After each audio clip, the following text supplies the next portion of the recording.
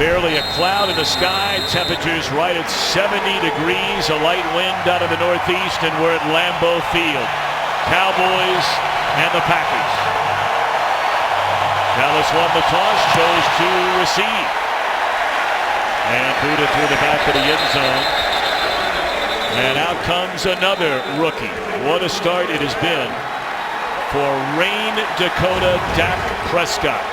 155 pass attempts without an interception. That's the longest streak by a rookie to start a career. He is 8 passes without an interception away from breaking Tom Brady's record of number of pass attempts to start a career.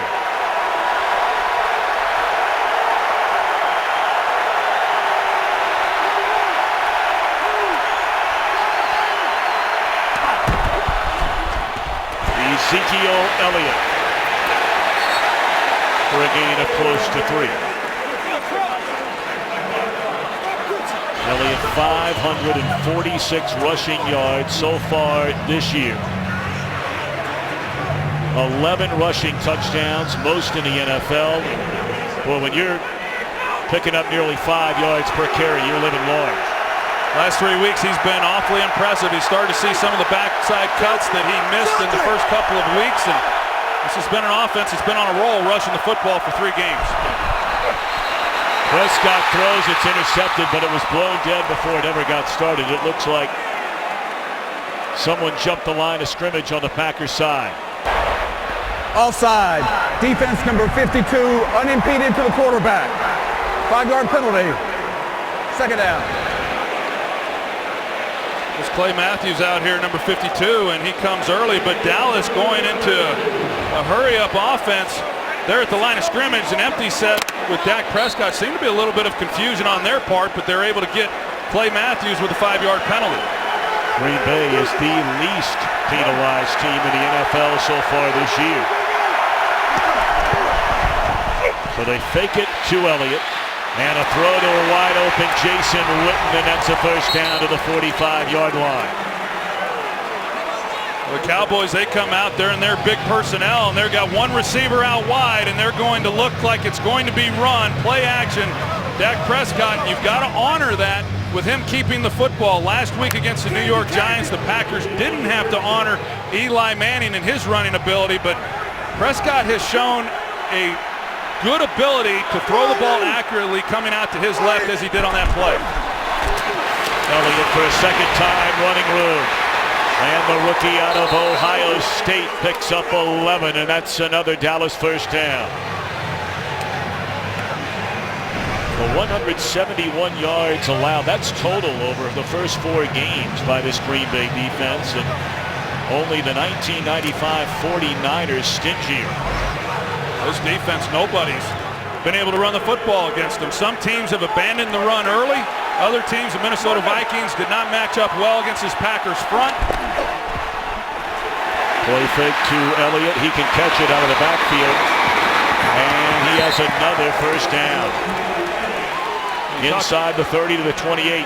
You talk about Dak and his ability through 5 games not to throw an interception, and he shows great patience. He's trying to get the ball down the field to Bryce Butler, but Butler gets jammed up just enough, even though he comes loose at the end. He gets jammed up enough. Prescott doesn't like it. He comes right off of him to his outlet receiver, Elliott, underneath.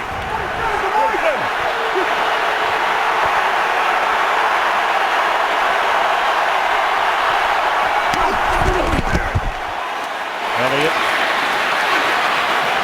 And look, you can talk about the great stars on this Dallas team. The rookies, Elliott, Prescott. We know about Witten. No Des Bryant, hurt again today for Jason Garrett. His 6th full year as Cowboys head coach. 1 trip to the playoffs 2 years ago, and of course they lost that year when Des Bryant seemingly made a catch to set up a winning score, and it was overruled on replay. Gain of 4 on first down by Elliott. 2nd down and 6 at the Green Bay 24. In the hands of Beasley, their leading receiver, got a good block from Butler. And he's inside the 10. It's 1st and goal, Dallas. But Troy was just starting to say, You talk about Dallas and you talk about this offensive line. Well, you got Bryce Butler, who does an excellent job blocking, and Blake Martinez, the linebacker, he's the only guy to try to come out and make a play on that ball. Once you make the good block with Butler, just nobody there to make a play on Beasley before he picks up a nice game. Nickel even, score.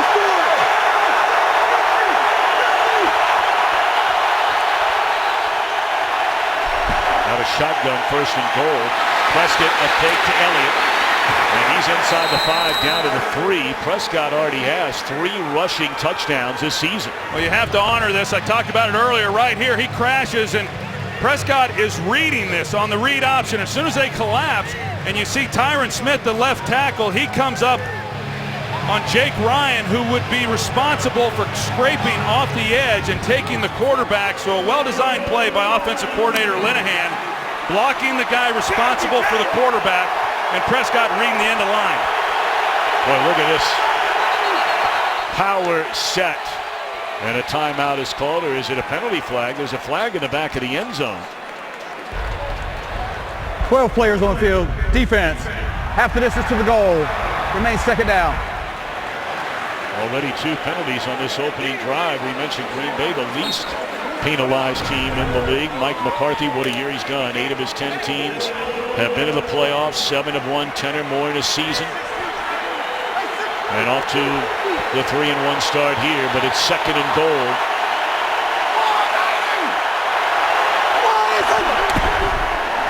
And they're going to throw it. Touchdown, Beasley.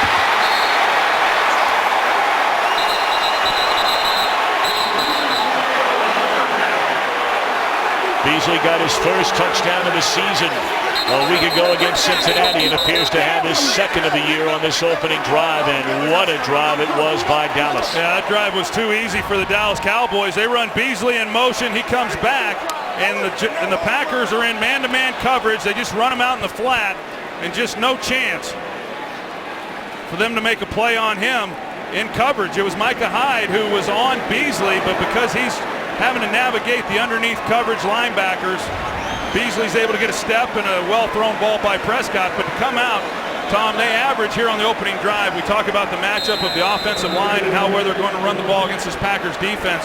Average just under 6 yards a carry on the opening drive of this game. Yep, 4 rushes, 23 yards.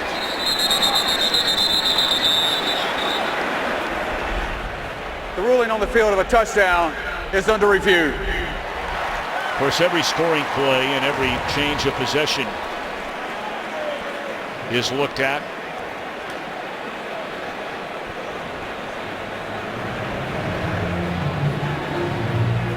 It's a question of whether he has possession of the ball as it's crossing the plane. That's a touchdown to me, but here we are on the first possession, going back to what happened in that playoff game as to what this ruling's going to be.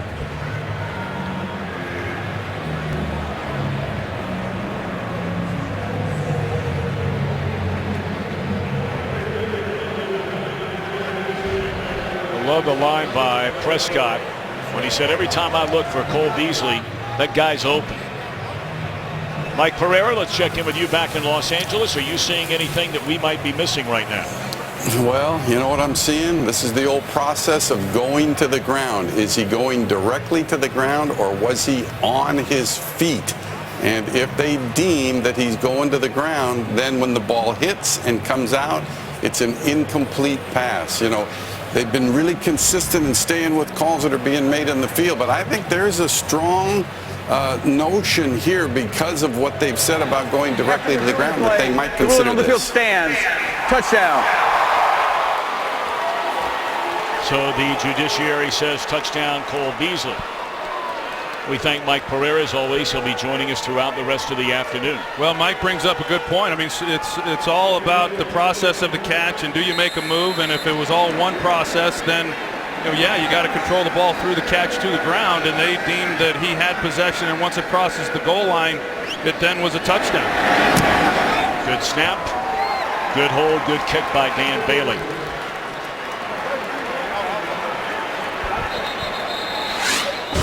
The last 5 meetings between the Packers and the Cowboys. Packers have won them all. 4 of them played at Lambeau, 1 at AT&T Stadium. The last time and the only time the Cowboys won in Green Bay was the first year that Aaron Rodgers took over as starter in 2008. Well, you think back to last week's win for the Green Bay Packers. They ran the ball a season high 44 times in that game for 230 yards. And Mike McCarthy, when we visited with him, as you see this first touchdown allowed on the opening drive for the Packers defense, but Mike McCarthy talked about being able to control the clock and control the ball and really beat Dallas at their game, which they did a year ago. Now the circumstances were obviously different for the Cowboys, but they can't be real happy on that Packers sidelines the way the Dallas offense went right through them on the opening drive. I don't know if anything in this world you could deem perfect, but that was as close to a perfect drive as a team can have. Prescott 4 of 4, and as you mentioned, they average almost 6 yards per rushing attempt. This is Ty Montgomery. We could be saying his name a lot today. Slips a couple of tackles, still on his feet. And up to the 25-yard line, tripped up by Keith Smith. So here comes a 32-year-old Chico, California native. First round pick in 05, took over after backing up Brett Favre for 3 years in 08. Aaron Rodgers, and look, you talked to him point blank about those very numbers. This is a guy that over the last number of years, every year he's 63, 65, 68%, and among the lowest in a long time. Well, he came into this year with a career completion percentage of 65%, and obviously those numbers are well off of that mark. A lot of reasons for that beyond just the way Aaron has thrown the football. Lacey trying to play through an ankle injury, picks up maybe a yard. Tackled by Sean Lee, Cowboys leading tackler. I mean, take a look at this. This season, the yards are down. Look at the passing yards. They're down, the lowest in the Aaron Rodgers era. And many turn back the clock after the 6 of those start to last year, the Week 7 game in Denver, when Rodgers threw for a career low 77 yards. Ever since that game, every number and category is way down. Passing yards, touchdowns, yards per attempt, the wins are down. Lacey to the 29, and bring up 3rd down.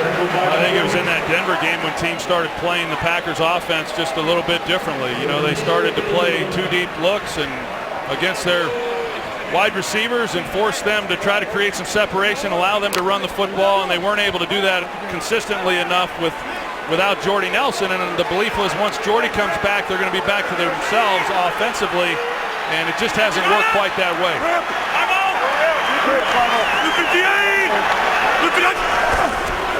3rd down and 6, good protection. And now Aaron flushed out of the pocket. He's going to run it. He'll pick up a 1st down to the 38-yard line. There is a penalty flag in the secondary. It's going to go against Dallas.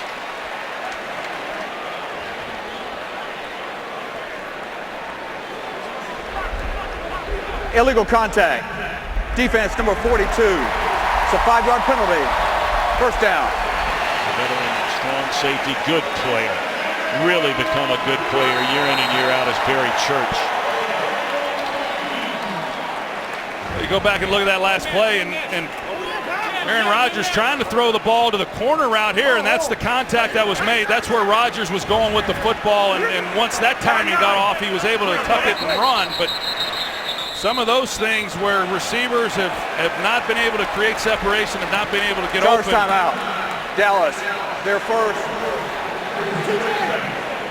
The Cowboys going to spend their first time out here in the opening half. 8:10 to go, and the Cowboys out to a 7-0 lead. Well, football all day today, and then rolling right into baseball tonight. Game 2, National League Championship Series from historic Wrigley Field in Chicago. The Dodgers battled back to tie last night before the Miguel Montero Grand Slam. That's over on FS1. Clayton Kershaw will get the ball tonight for the Dodgers against Kyle Hendricks. Hendricks had a spectacular regular season. Take it to Lacy. And offline on the throw to Jordy Nelson. And you see the frustration there by Aaron Rodgers, and these are just some of those types of throws. As Jordy Nelson, he gets pretty good position there on Morris Claiborne, and yet Rodgers misses him, and that's a ball that we're used to just seeing in his sleep, that he would just stick right on his chest. And I think it's those kinds of throws that he's missed where people have just kind of wondered, what's going on with some of the accuracy issues. Flag thrown. This will be against Claiborne. Got tangled up with Jordy Nelson, and Claiborne saying, what else am I supposed to do? So you got that sun too, right in Jordy Nelson, but the hand on the hands helmet. to the face. Defense. 5-yard penalty. Automatic. First down.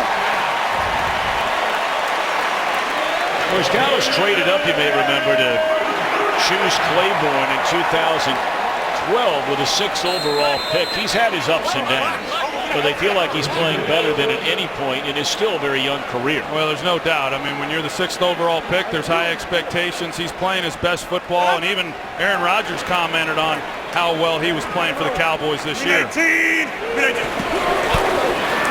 it to Lacy. Big running room for Eddie Lacy. Leapfrogs a defender, and he's inside the 30. Look at the big fella. He leaped right over Byron Jones. You're going to see good movement along that offensive line, and then Eddie Lacy seeing the cutback lane, and then Justin Durant just simply overruns it. Excuse me. Damian Wilson overruns it, and Eddie Lacy showing that Ezekiel Elliott's not the only one who can hurdle. This is something Aaron brought up earlier. They're going to give Lacy a break and put Montgomery in the backfield. They put it in the hands for the first time early on to Randall Cobb.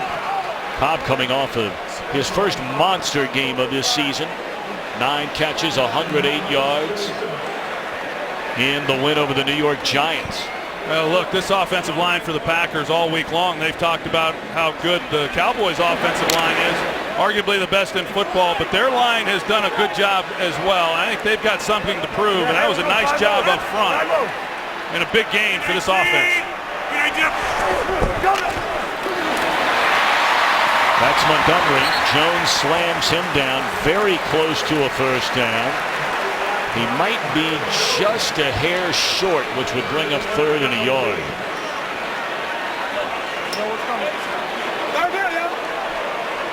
Packers going to bring in an extra offensive lineman.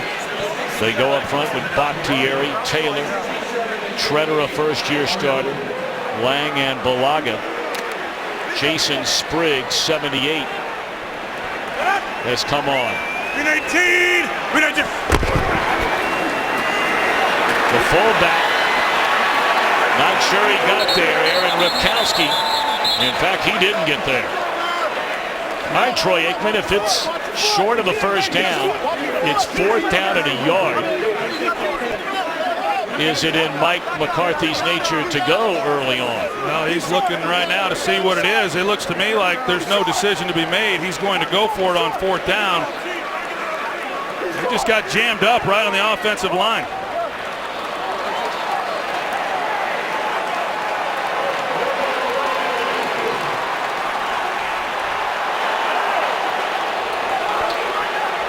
Dallas goes down the field on its opening drive, scores a touchdown. And on the first possession by Green Bay, down to the 20, it looked like Mike McCarthy would go for it. 4th down and a yard. He's elected to bring on Mason Crosby. And he'll put the Packers on the board with a 37-yard field goal try. Crosby has now made 40 straight at Lambeau from inside 40 yards. Is sponsored by Southwest. Yes to low fares with nothing to hide. That's transparency.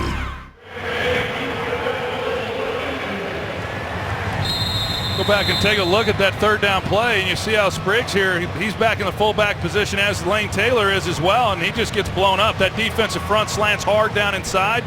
They get no movement along the offensive line and a missed opportunity, and I really am a bit surprised that McCarthy didn't elect to go for it on 4th down. Put it through the back of the end zone. Wondering about Eddie Lacy today. Came in with an injured ankle. Big man looked good right there. But Ginger over on the sideline. Today's game on Fox is sponsored by Bud Light. Beer with your team on it. Eddie Lacy a second ago gave a thumbs up as if to say he's all right. But you wonder, it certainly appeared as though Mike McCarthy wanted to go on 4th down and a yard a moment ago. It was very late to send out the field goal unit. First down throw. And a reception made by Terrence Williams, a first down to the 35. Let's check in downstairs with Aaron. A couple things going on the Packers sidelines. Eddie Lacy, after that big run, guys, and I'm about to get trampled, came off the field and started testing out that ankle. Now the trainers are surrounding him. And then, as you mentioned, it looked like Mike McCarthy was going to go for it on 4th and 1. Obviously they didn't. He turned around, was very upset with somebody on the staff here. And as I mentioned about Eddie Lacy, guys, trainers surrounding him. They're trying to figure out that cleat on his left foot. All right, Aaron, thank you.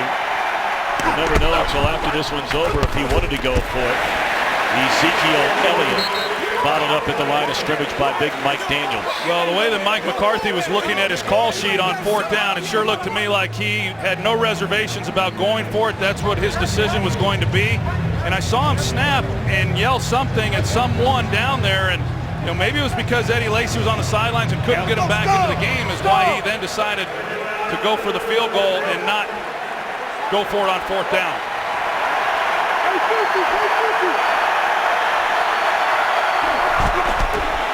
Second down, Prescott.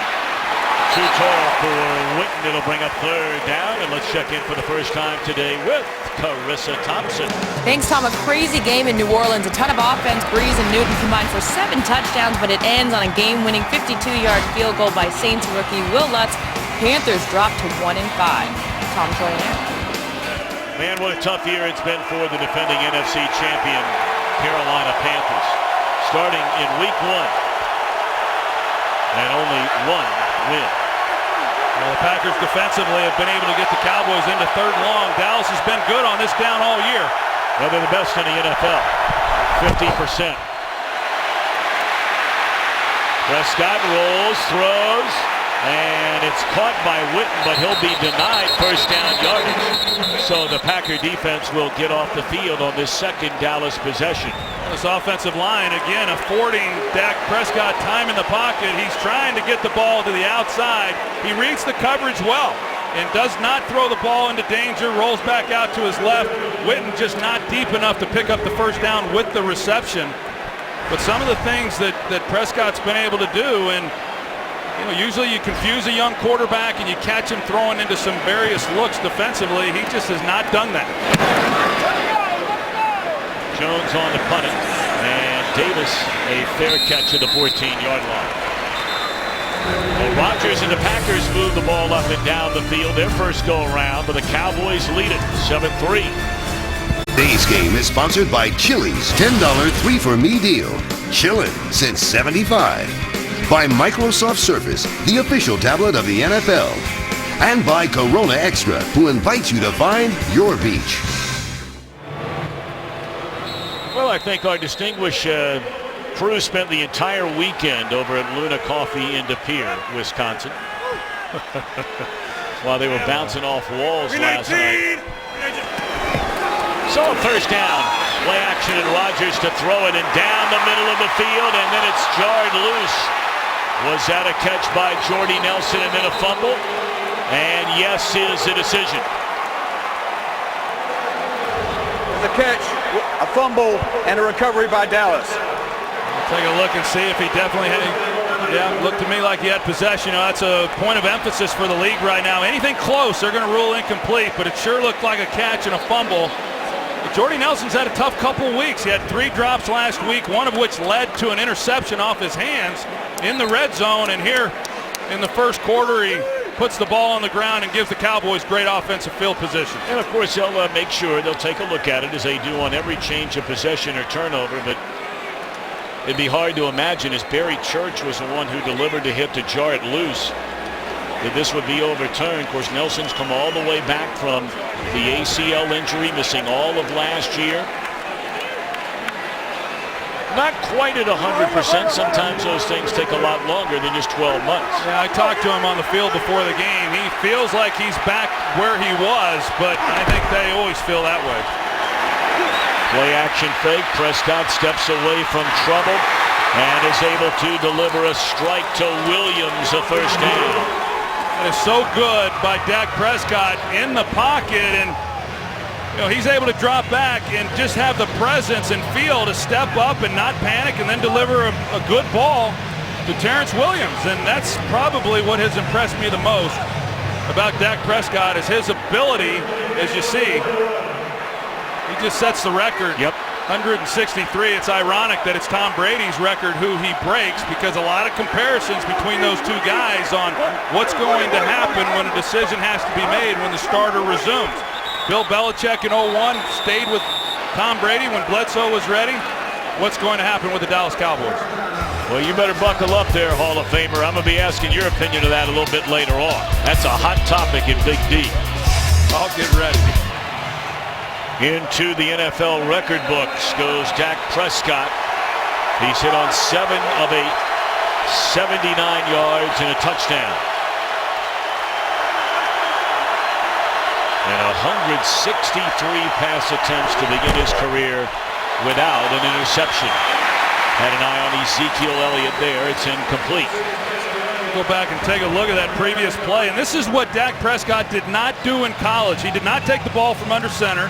He didn't run play action, and he didn't drop back. But on this play, as he works up into the pocket, he's not watching the pass rush. He's just managing the pocket as you should. As a quarterback, he does it outstanding. And there's Terrence Williams working across the field, and guy's had some lapses this year, but he has really stepped up and had a nice start to his season. He's made some nice plays, especially with the injury to Dez Bryant here in the last few weeks. Packers have some injuries in that secondary. They're without their Pro Bowler Sam Shields. That's Alfred Morris, and he picks up a yard. And then yesterday, when we were at practice, Quentin Rollins, a very valuable member, as a third corner in that Green Bay secondary, got hurt. James Starks was injured last week, left the team after a death in his family, and so it's been a rough week for Mike McCarthy. Yes, it has. I mean, they've had a lot of injuries this year, and Mike McCarthy's first thing he talked about when we visited with him yesterday. Last 3rd and 9, Green Bay came up with a stop.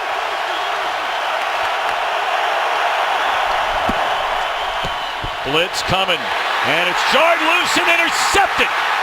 The ball pops into the air, and that is a second interception for Joe Thomas. What a huge play by this Green Bay defense. Looked like it was Julius Peppers who came off the edge and is able to get Prescott's hand just as he's trying to let the ball go. So one pass attempt after breaking the all-time record. That is the first interception by Prescott. Well, we see as Julius Peppers comes around the edge, he's able to get a hand on the ball on Prescott as he's trying to deliver it, and just a great opportunity there to keep points off the board by this Green Bay Packers defense after the Cowboys got the ball with great field position to start that drive. It's a great job on their part. And Troy, I'm being told that is not going to be ruled an interception. That is going to be ruled a fumble that never touched the ground. So most Prescott interceptions still, don't. no, they don't.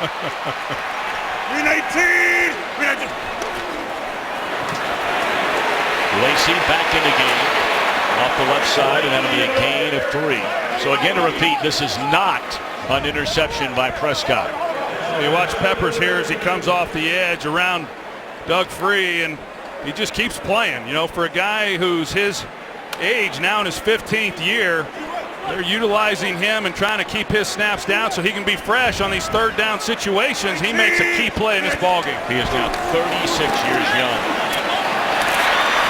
Catch made by Justin Perillo. That's another area of injury for these Packers. Their regular starter is Jared Cook.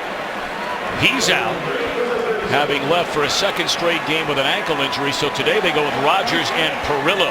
Well, Eddie Lacy's worth keeping an eye on. We talked about it coming into the game. We've heard Aaron Andrews' report, but he's hobbled walking around. It looks like it's giving him some problems. You just don't know how much longer he's going to be able to go. Hey, 5-0. Look at the 8. Look at Highland. 319. 319. Third down and 3, 4-man rush. Rodgers looking around. Boy, you give him that much time and you are good as cooked. And he finds Cobb to the 45. That looked like the old Aaron Rodgers right there. So elusive in the pocket and delivers a strike to keep the drive alive. When we return after a word from your local Fox. Montgomery in the backfield as we're set to begin the second quarter. 7-3 Dallas, and they hand it to Montgomery. And there is just nowhere to go. And the reason that Montgomery is in there, the fear for Green Bay is how long could Eddie Lacy go today on that wounded ankle? Well, this was the last play before the quarter, and you see that he's clearly hobbled, and then he'll signal over to the sidelines that he needs to come out. And I don't know that we're going to see much of him the rest of this afternoon. That running game had just started to get going for the Packers. Less than 95 yards in each of the first two. They've gone for 123, then 147 on the ground their last two. That ball pops in the air and is nearly intercepted. Sean Lee almost made the play. Well, I don't know what's going on some of these types of throws. I mean, it's Abradaris, who's a receiver that Rodgers really likes. In fact, in visiting with him yesterday, he said that he wants him to get more opportunities because the guy simply gets open. And Sean Lee almost with a great opportunity to get another takeaway, but a real easy throw and a well-run route, and yet Rodgers was considerably off the mark.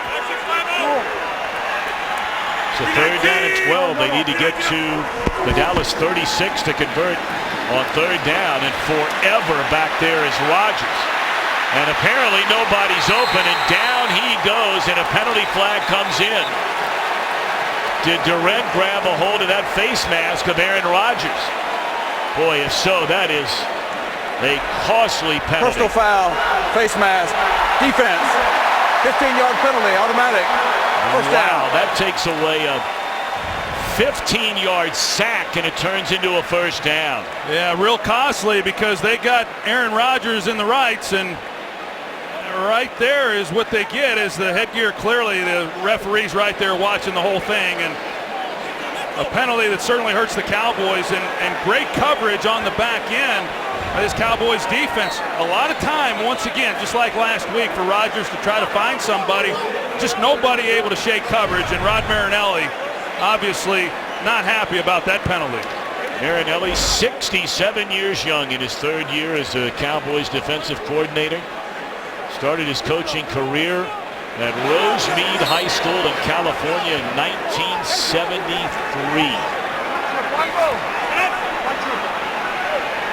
Would have been 4th and 24 on the other side of midfield. Instead, it's first down. And again thrown behind the intended receiver, in this case Richard Rodgers. Now, could Rodgers have caught it? We'll take a look, but he's wide open. Yeah, they turn him loose in this zone coverage, and down the middle of the field, Rodgers sees him, and a ball that obviously is behind him. Aaron is frustrated with himself. Yeah, Richard Rodgers could have caught that ball, but for a guy who has been as accurate as Aaron Rodgers has been throughout his career, to miss some really just basic throws, it's just something I'm not used to seeing. 319. 319. Second down and 10. Here's Lacy back in the game. That's powerful running right there. He's inside the 30. That'll be a gain of 5. Well, there's a lot of jawing going on down there. We brought up before this game ever started, Troy, that, you know, down in the trenches in a seemingly game that is evolving into throwing the ball a lot, everything through the air, these two teams are still committed, when healthy, to running the football. Yeah, I think the shift really for both teams. Just a few years ago, both of these teams were throwing the ball a lot. Yep. The Packers were throwing it because they couldn't run it, and then they drafted Eddie Lacy, and they became a more balanced offense, but in the process of that, they've struggled in the passing game. Rodgers again, just getting incredible protection. And that is Jordy Nelson, and he is a yard short of the first down. Okay, here we go again now. Decision time, and the decision has been made. Second time, 4th and a yard. Yeah, they're saying 2. It doesn't look like 2. It's I was going to say, if it's a yard, it's a full yard, and the way they got stuffed on 3rd and 1, I don't disagree with this call. Like I said, I really thought McCarthy was going to go for it earlier in the first quarter. I like the decision here to kick it. 43 yards for Mason Crosby, and right down the middle for the 10th-year kicker, and a good one. And a good game as we expected at Lambeau Field. Today's game is sponsored by the all-new 2017 Ford Super Duty. This is the next level. By DirecTV. If you call yourself a sports fan, you gotta get DirecTV. And by Pizza Hut. No one out-pizzas the Hut. I mean, does it get any better than that right there? Rocher Organic Farms, just up 41 north from Lambeau Field in Little Swamico. They have corn mazes, pumpkin patches, family fun for everyone as we're closing in on Halloween. Weather spectacular on this October Sunday. And a bouncing ball to Lucky Whitehead out across the 20. And is tripped up at the 23. That's been a frustrating start for Aaron Rodgers. A pair of field goals, missing chances for touchdowns. 12-11 to play until halftime. Dallas with the football. First down from its own 24. They'll turn and hand it to Ezekiel Elliott. And he's pushed forward for perhaps a yard, maybe 2, and there's a flag down in the middle of the field.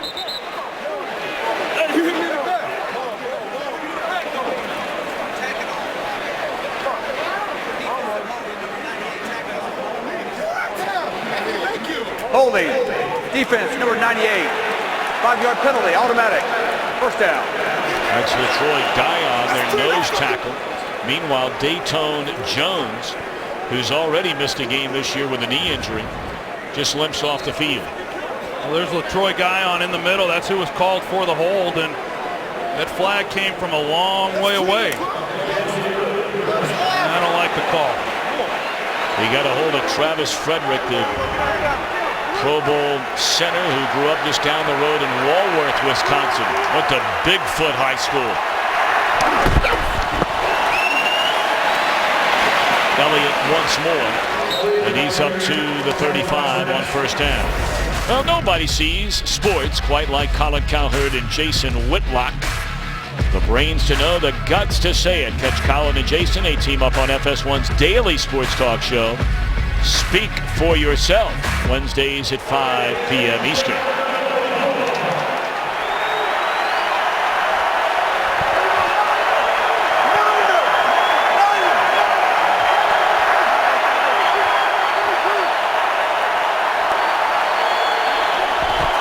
On a 2nd and 6, a strike. Boy, that had some hair on it.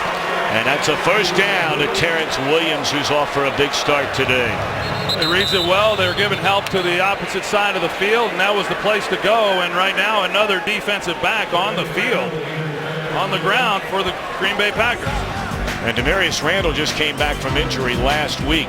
This is a wounded Packers secondary, and now Randall down.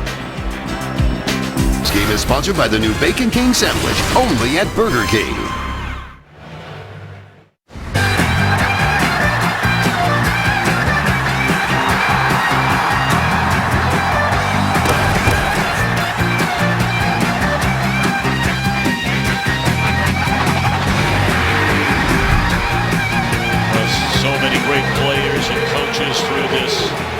Rivalry, the Packers and the Cowboys. One of the most famous games ever, that 67 NFL championship game known as the Ice Bowl. Let's go back to the injury we talked about. Randall missing 2 weeks ago with an injured groin. Yeah, and you don't know exactly what took him off the field here, but it would seem that he may have re-aggravated the groin, and so Dom Capers once again shorthanded in the secondary, and Dimitri Goodson, he's had to come in and he just got activated. He hasn't played all year. Yeah, suspended, like Mike Pennell, both activated for the first time all year today, and that's a big carry by Ezekiel Elliott. Inside the 40, down to the 38, says, keep giving me the football. Keep giving him the ball, and you're going to see as he comes around here and the speed that he shows to get on the edge, but then he plants and then sees the cutback and he takes it. He's an impressive guy, and we've seen him run a few routes today, and that's the one area of his game where he's outstanding that he hasn't gotten as involved yet, but he will, and when they combine his running ability between the tackles and on the edges with his ability to run routes, he'll be a real dangerous guy. Gets it for the 9th time already. He'll pick up 3 off the right side. Against Cincinnati last week, Elliott 15 attempts, 134 yards. He had 2 touchdowns, including that 60-yard burst to begin the 3rd quarter. It was his 3rd straight game of 130 or more rushing yards. That has not been done by any player in the league since Adrian Peterson in 2012.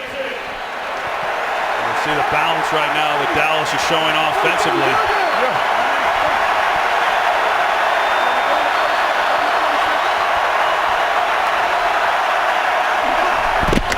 They're going to throw it on 2nd down and incomplete. Well, Troy Aikman asked a question before the game started. You know, somebody has to be the winner, right?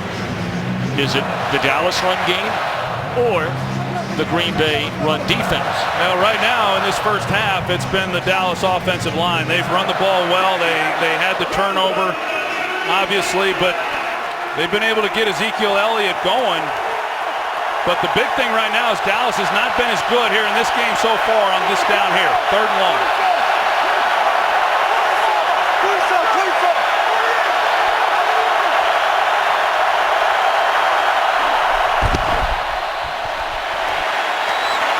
Defender fell down, and that's Cole Beasley. Cuts it back to the inside. Flag comes in. He's to the 15-yard line. Beasley wide open after the Green Bay Packer man covering him fell down. Well, it was a great route by Cole Beasley there in the slot. The penalty comes out late. During the run, illegal block in the back, number 19, offense, 10 yards from the spot of the foul, 1st down. Not a smart play by Bryce Butler. Had no bearing on the play really whatsoever. Others getting playing time because of the man you just saw reacting to that penalty a moment ago, Des Bryant. Pro Bowl wide receiver, injured his knee week 3 against Chicago. Of course, he only played in 9 games all of last year. He broke his foot first game of the season. So far, though, nobody's had an answer for how to defend Cole Beasley. He's been Dak Prescott's favorite receiver. His lined-up's in the slot. He's got great quickness, and he's a matchup nightmare. Here he is right here. So now they try and convert on 3rd down again. They better hurry. And Jason Garrett is able to call timeout. That is the final timeout this half for the Cowboys. Well, that's on Dak Prescott. He's got to know where the play clock is.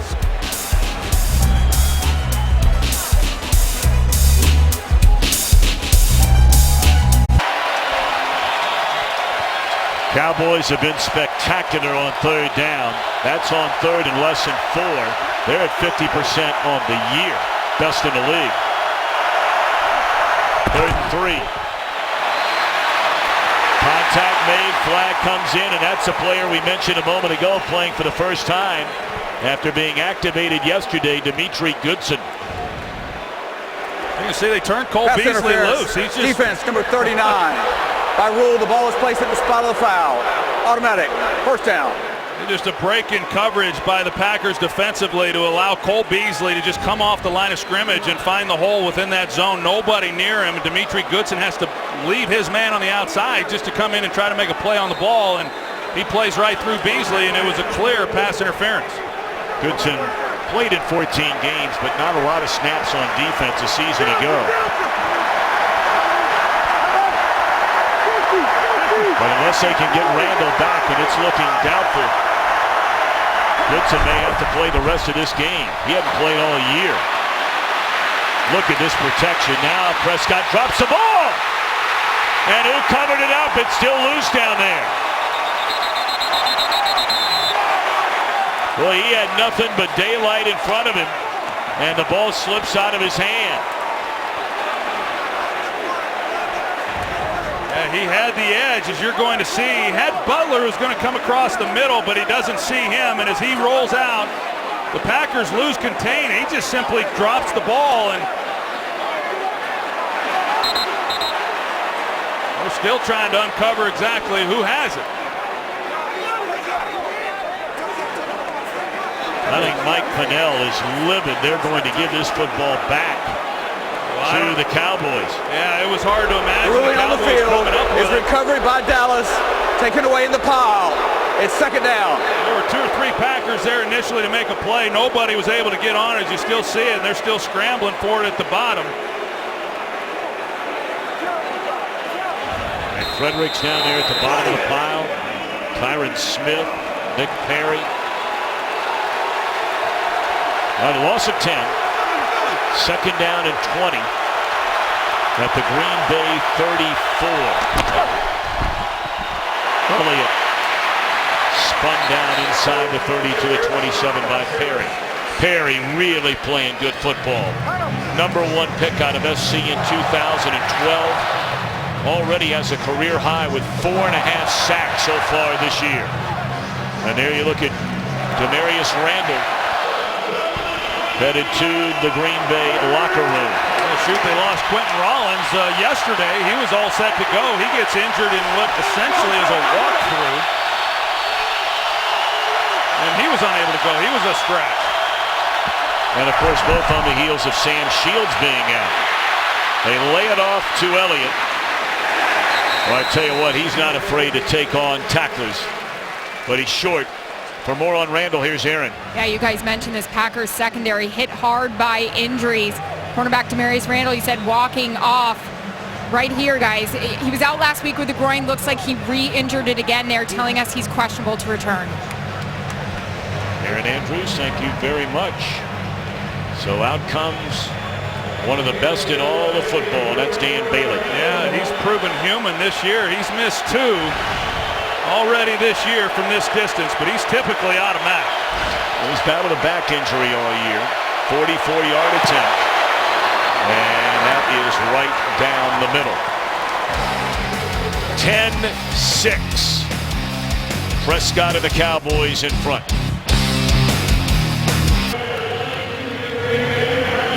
.6:01 to play until halftime. 12 plays, 50 yards. A big penalty on that drive against receiver Bryce Butler. Took away a first down inside the 20. And after a fumble by Prescott, forced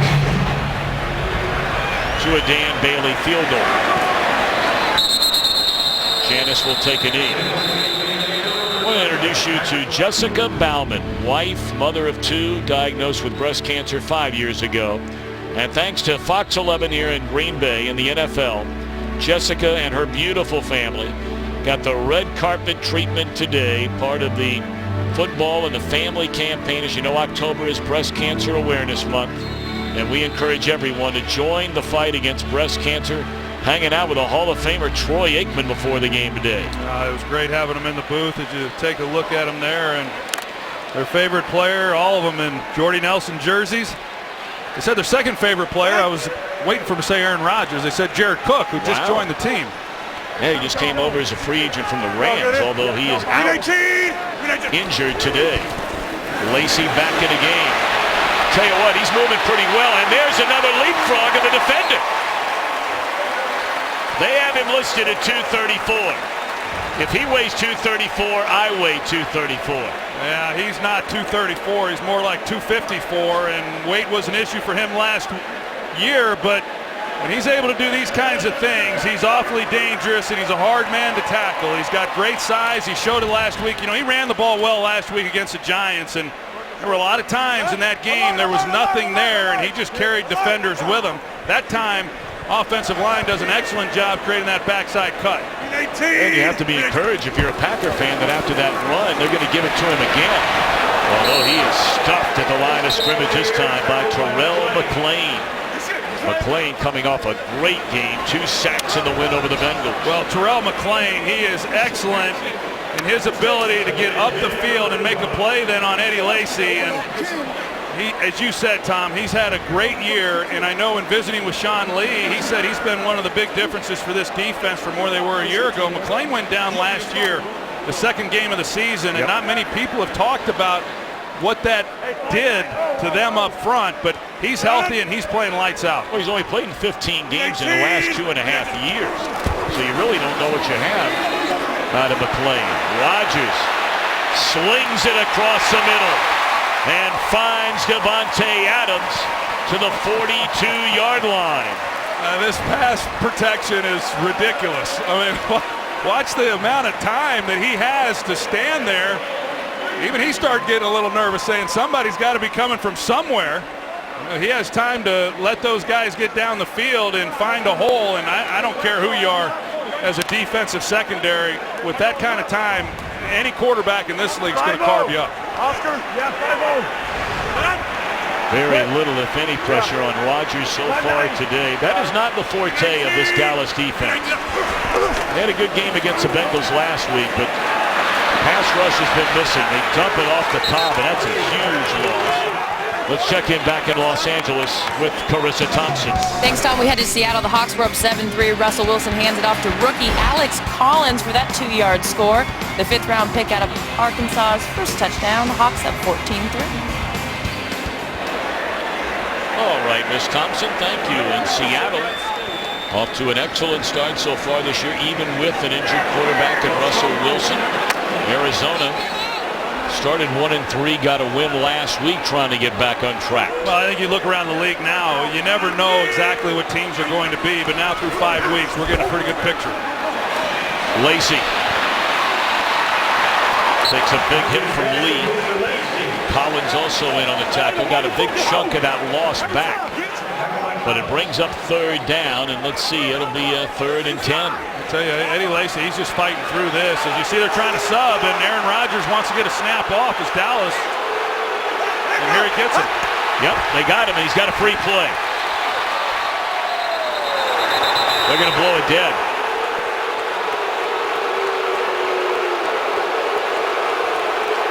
The Cowboys were trying to call a timeout, and the Cowboys don't have a timeout.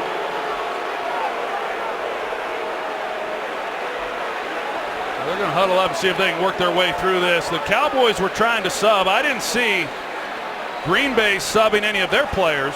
Delay a game. Defense. They called a timeout, which they did not have. Yep. It's a 5-yard penalty. It remains 3rd down.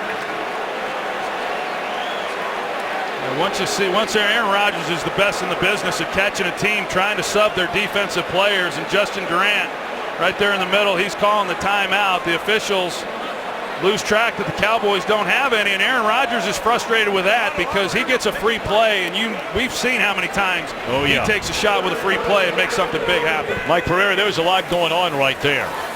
Well, you know, this is the new rule now. They inadvertently granted the timeout, it appeared, because they didn't have a timeout left, and it used to be just an oops, but this year it is a 5-yard penalty for delay a game. Well, 3rd and 10 now becomes 3rd and 5.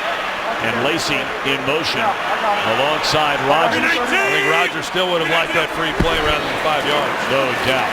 3-man rush. Now that's just forcing a throw right there. And Rodgers very lucky that wasn't intercepted. Claiborne and Lee collide, and it's Claiborne who's down. This is a tight window as Lee comes in, and Rodgers not seeing Lee and and he takes one right in the face from Sean Lee. Medical staff out to take a look at Morris Claiborne. You know, you wonder how these guys are able to get up and walk off the field. Thankfully, that's the case for Claiborne after this.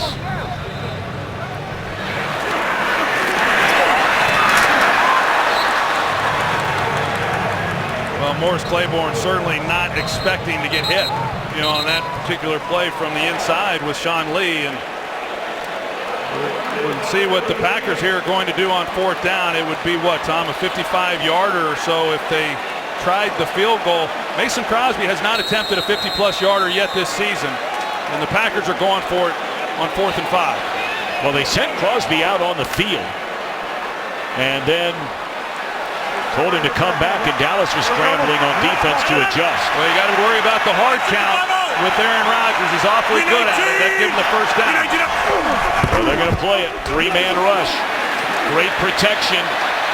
And batted away. What a nice play by the free safety, Byron Jones. It looked like Randall beat him, but perhaps slightly underthrown on 4th down. Well, it did look like Cobb may have had a step on Byron Jones. He sure did. It's just slightly underthrown and not able to lay it over the top of him. But Byron Jones, these are the kinds of things that he can do. He's got corner skills. They love what he's been able to do from the safety position. He's able to come up and play guys like Randall Cobb, who's got unbelievable quickness, and he makes a good play on the ball. And there's not many guys playing that safety position that have the versatility that Byron Jones has.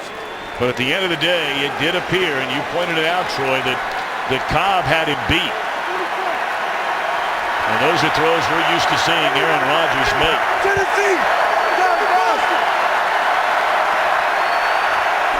So now 1st down for the Cowboys, starting at the 37. And just beyond the reach of Ezekiel Elliott, 2nd down. Now the Cowboys don't have any timeouts. We're 4 seconds away from a 2-minute warning. On the flip side, Green Bay, all 3 timeouts remaining, and thinking, hey, we can get a quick stop here and maybe one more shot. Well, the clock's going to stop at 2 minutes. So right now here at 2nd down, what do the Cowboys do? I would almost expect them to run the football here and see what it looks like on 3rd down before making a decision as to whether or not they want to keep it rolling here.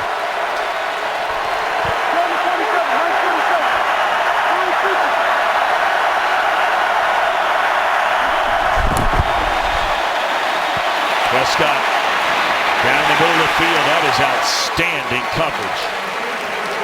That's Morgan Burnett.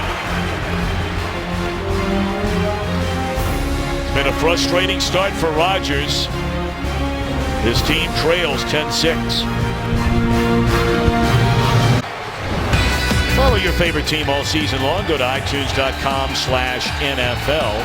Morris Claiborne making his way a moment ago back to the Dallas locker room after being shaken up. Aaron will be on that story in a moment. A tick under 2 to go in the half. 3rd down and 10. Prescott looks down the field, and he had an open receiver. And through the hands of Terrence Williams. So 3 and out. All 3 on pass attempts. And virtually no time burned off the clock. So Green Bay with all 3 timeouts remaining to get it back. That's why I thought they might run it on 2nd down, see if they can make it a manageable 3rd down, maybe even pick up the 1st down, and then they've got a whole new set. But on 3rd and long, pretty much forced to throw it there. Packers don't have to use a timeout. And you don't see the Cowboys go 3 and out very often, but they're getting the ball back to Rodgers a lot of time. That entire series took 17 seconds off the clock. And this is Trevor Davis, and look out. Davis down the sideline, cuts it back to the inside in big-time field position. And in a 10-6 game, a special teams play could indeed change the momentum, and Davis delivers the goods. Yeah, Trevor Davis, he's got great speed. He's a 4-3 guy, and he sees a crease, a missed tackle there. He sets up Aaron Rodgers with nice field position with, as I said, a lot of time, and even more so with the 3 timeouts still left for them. It's a 25-yard return for Davis. 5th-round pick out of Cal. So this drive starts just over the 45-yard line, and Rodgers with 3 timeouts. And a drop by Adams. Davante Adams, to me, is really the guy who has to emerge for this Packers offense. And I've always said you're as good as your 3rd receiver. And when Randall Cobb first came to Green Bay, he was the 3rd guy. And This year he's the number 2. Heck, last year Cobb was the number 1. But Devontae Adams as the 3rd receiver, he's got to threaten defenses more than he has. Coming off a big game against the Giants last week. They lay it off to Montgomery. And the Stanford grab will step out of bounds. Wilcox is in replacing Morris Claiborne. Coming up at halftime, the unveiling of a new name. Trying to catch the Cowboys again with an extra guy on the field. They almost did. And Rodgers is dropped all the way back to the 35-yard line, but we'll wait on the flag.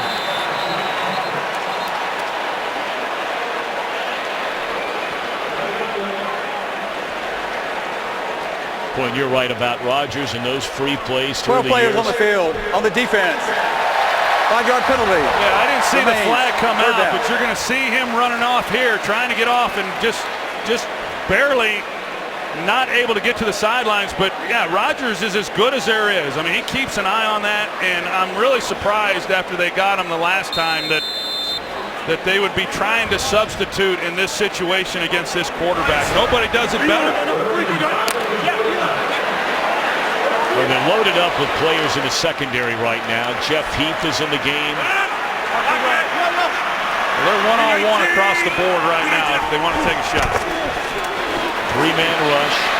8 drop back. And they're taking a shot. Cobb had turned one way. And the throw came the other way.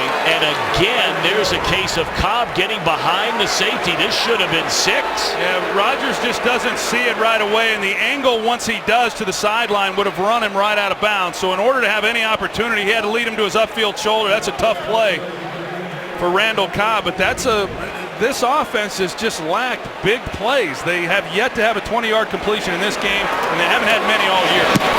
So they get golden field position after the big punt return and are forced to punt. That'll be down at the 2-yard line.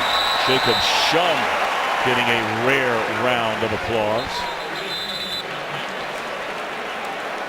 Looking forward to the 3rd quarter, because joining us will be the man whose name will be unveiled here at halftime.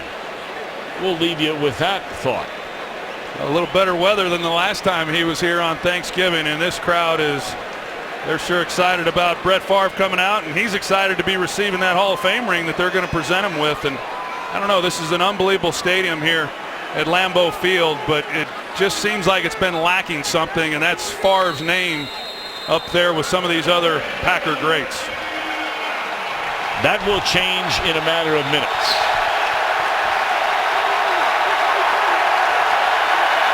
.101 to play until halftime. And again, the Packers still have all 3 timeouts left. Elliott dives forward up to the 7, and the Packers will call timeout.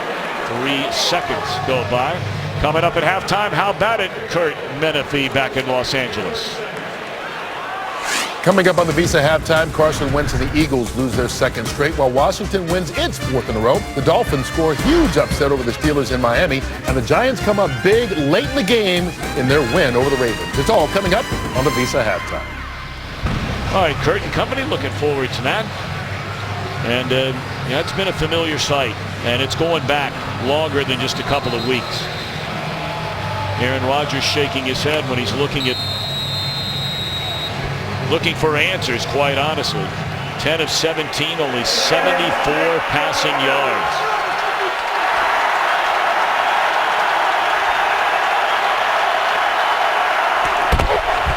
Second and 6.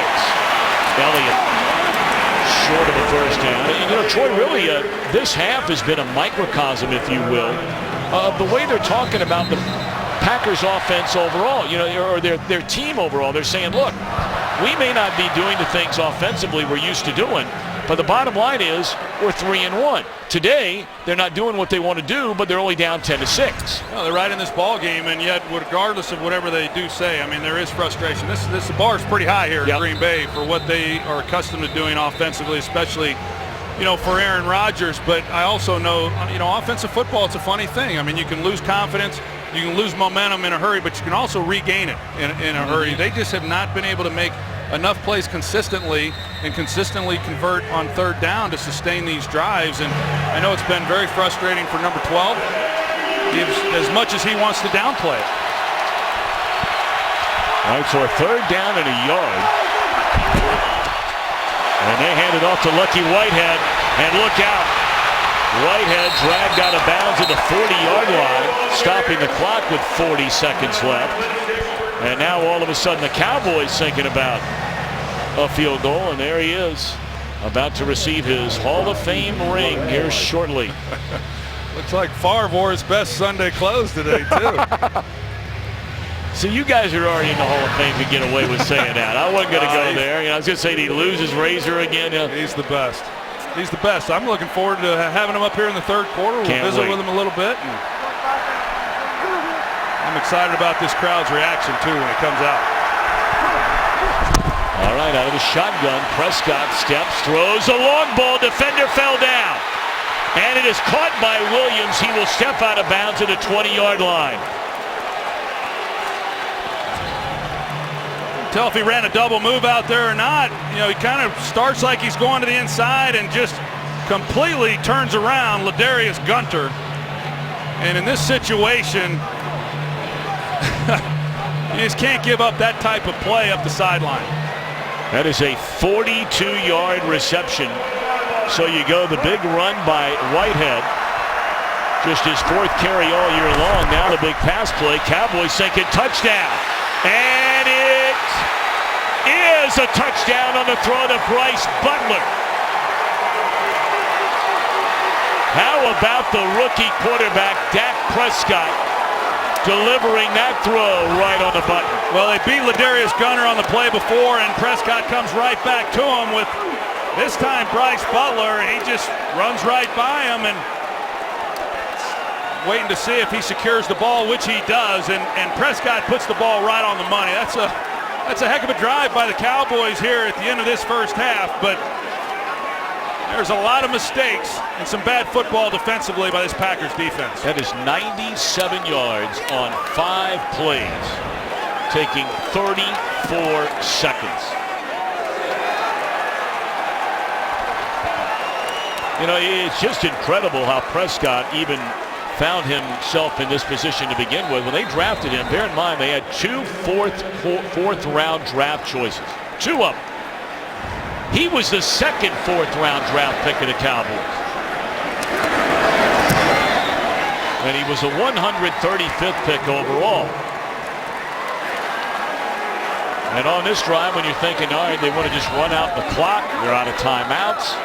Bang, bang, bang, starting with Whitehead. Well, they run the jet sweep, and they've run that in each of the 3 games, the last 3 games with him, and he's had nice gains. They come back with it there, and they pick up a nice gain. A little double move on the outside, completely get Gunter turned around. He's in man-to-man coverage, and then they come right back the very next snap.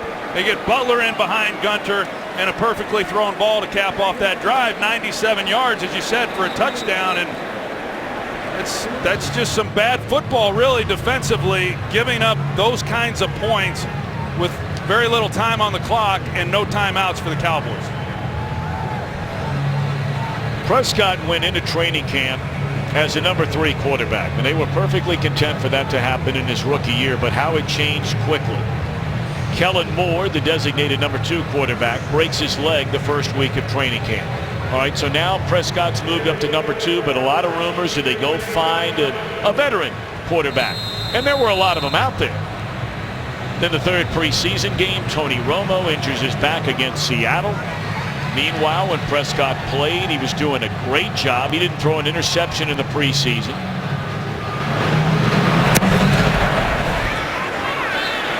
Well, the Cowboys decided once Romo was injured that Dak Prescott was going to be the guy. He lost his first game of the year. Got a win a week later. They've lipped off 4 in a row. And the question in Dallas, Troy Aikman, what to do when Tony Romo's ready to play? Well, you got to wait until he's ready to play to see exactly what the situation looks like at that time. But if it continues the way that it has, just think when you have momentum and you're playing with confidence like this Cowboys team is, it's a hard thing to capture in this league, and why you would want to upset that is beyond me. To go back to your point about the quarterback situation, in my opinion, the Cowboys mishandled the backup quarterback position, but this young man's bailing them out.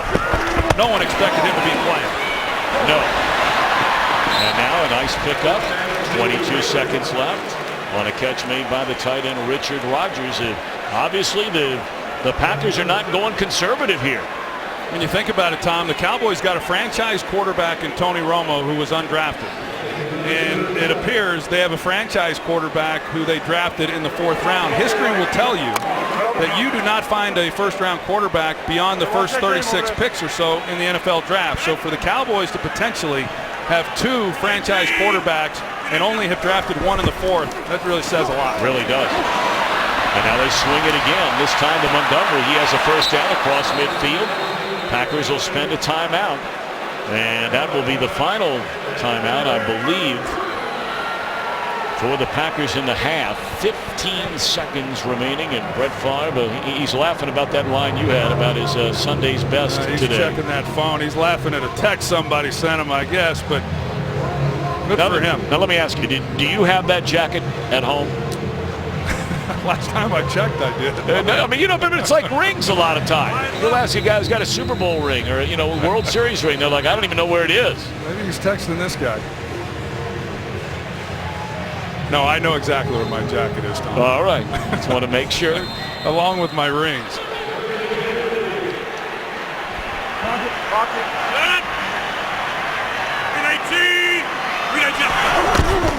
15 seconds left. No more timeouts. Montgomery. Does he get out of bounds? He does. 8 seconds left. Well, we mentioned that Crosby has not attempted a 50-plus yard field goal all year. Do they have enough time for a quick out? Well, they either got to get something out quick to the sideline and out of bounds, or they're going to take a shot then into the end zone for a Hail Mary. And my guess is they're going to try to take a shot into the end zone. Of course, Rodgers had 2 of those last year. One in a playoff game against Arizona, the other to beat Detroit. You see the Cowboys lined up on the boundary. They're going to try to force all throws into the middle. Sliding down and trying to hurry. We'll see if they get it off. Did they or didn't they? Rodgers, free play. Montgomery cuts it to the inside, and that's the way the first half will come to an end. Apparently they got that play off. Why would Rodgers have not spiked the ball? Or would he had not enough time? The clock would have expired. Well, either way, but I don't know that he got it off. I was a little surprised that they didn't come in and blow that one dead, but I think they were surprised themselves. All right, we're at halftime. 17-6 Dallas. We go to Kurt Menefee and company in Los Angeles. The Visa halftime starts now. Today's excitement brought to you by the new Nissan Titan.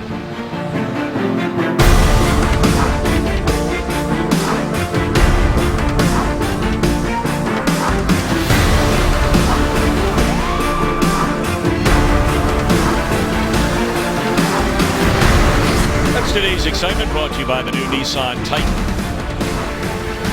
An incredible excitement for this sellout crowd. 320th consecutive sellout crowd at Lambeau Field for one of their all-time heroes.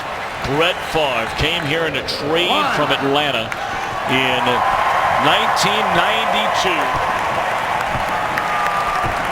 Said hello to the youngster Dak Prescott. Of course, both Southerners.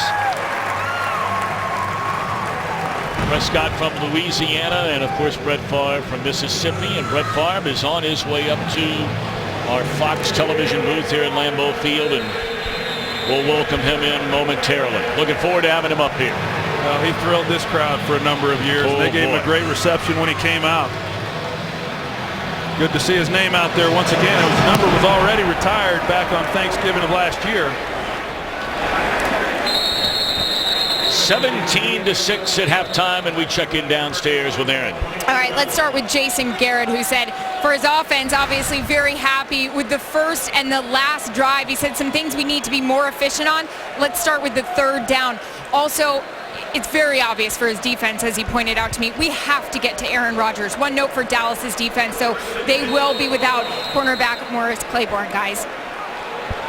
Well, that's a big hit for Dallas in the secondary. Claiborne is playing outstanding football right now. The Packers are going to win this game. Aaron Rodgers has to do something in the second half he has not done all year long, and that is throw a touchdown pass. Not a single one of them so far in the second half this season. They pitch it to Lacy. Third time he jumps over a would-be tackler. And it's up to the 24. Aaron, how about Mike McCarthy? What did he have to say? Well, I just said to him, Tom, how would you assess your offense in the first half? And he said, look, our running game, we're trying to do the best we can. We're trying to manage it with Eddie Lacy's injury and what we have going. I then said, Coach, what about Aaron Rodgers? How did you think he did in the first half? He took a deep sigh and said, look, we're missing a lot of things. There's drops. He's not throwing it very well. He's like, we just have to be better with details here. And they hope to do that in the second half. Great stuff, Aaron Andrews. Thank you very much. Rodgers 15 of 22, 135 yards. And Lacy first down yardage or close to it. Well, he almost looked like he was stonewalled. And you don't see that from a big man that frequently. He took a big hit, and he's telling the defender he delivered the big hit. Well, it looked like he might have slipped just a little bit as he was going down, but he definitely took a big hit there from Anthony Hitchens, which kept him from picking up what looked to be an easy first down, but now brings up 3rd and short. Right, we saw a 3rd down and 1, the very first drive to begin the game when they handed the ball to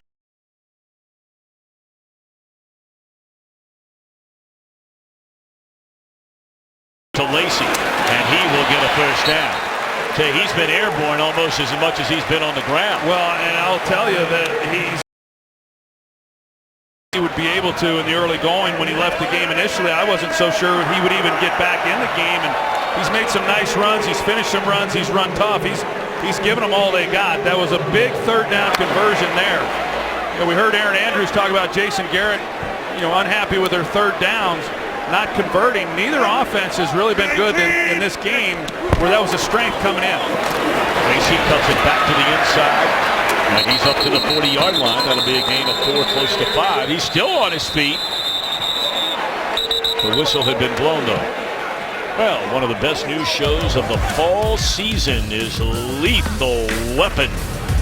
Damon Wayans, Lane Crawford. Great chemistry. The whole hour is nonstop fun. If you haven't seen it, why not check it out? Catch an all-new Lethal Weapon Wednesday on Fox. If the Packers are able to get this running game going consistently and just kind of settle everybody else down, that would help Aaron Rodgers in this receiving core. This has been a nice drive with Eddie Lacy here to start this second half. 5-yard gain by Lacy. Play action this time. Rodgers rolling. Dumps it off to the fullback, who spins away from the tackle. That was Wilcox who hit Ripkowski. He's a native of Dayton, Texas. Walked on at Oklahoma and saw considerable playing time on offense for the first time all year long last week in the win over the Giants. Ripkowski, who came from Oklahoma, fullback, played his last year there, and you don't see a lot of those guys that have played the position prior to getting to the NFL. Heck, you don't even see a lot of teams that carry a fullback. But with time to throw, once again, just nobody creating much separation with the man coverage Dallas has shown. Empty backfield on a 3rd and 3. And that's a nice catch right there. That's a low throw and an outstanding play made by Montgomery to cash in on the first. And Montgomery, he can run, and he's a hard guy to get on the ground once he has it, but this is a tough catch for him. If he catches that, he's got room to go. You see his shake move there, and there's nobody really out in front of him. Carr's the only guy who can come in. No guarantee he makes the tackle, but just a little bit off on some of these throws as we've seen throughout this game. All right, a gain of 9. Sled. Triple R. 319. Lacy looking for a little running room. Just not much there. Let's check in back in Los Angeles. A game break to Kurt Menefee. All right, Atlanta had 86 yards of offense in the first half in Seattle, but they've come out in the second half. And Matt Ryan hooks up with Julio Jones, 36 yards on the score, pulls them to within a touchdown. It's proven to be a pretty good one there. Tom, Troy, and Aaron. Well, figured to be a good one. Matt Ryan's having a great year. They would be the surprise team, perhaps along with these Cowboys, in the NFC so far. Yeah, they're one of those teams that has emerged that not a lot of people thought was going to be as good as they are. 8th play. Terrible throw. And it's intercepted by Barry Church, and he brings it back across the 50.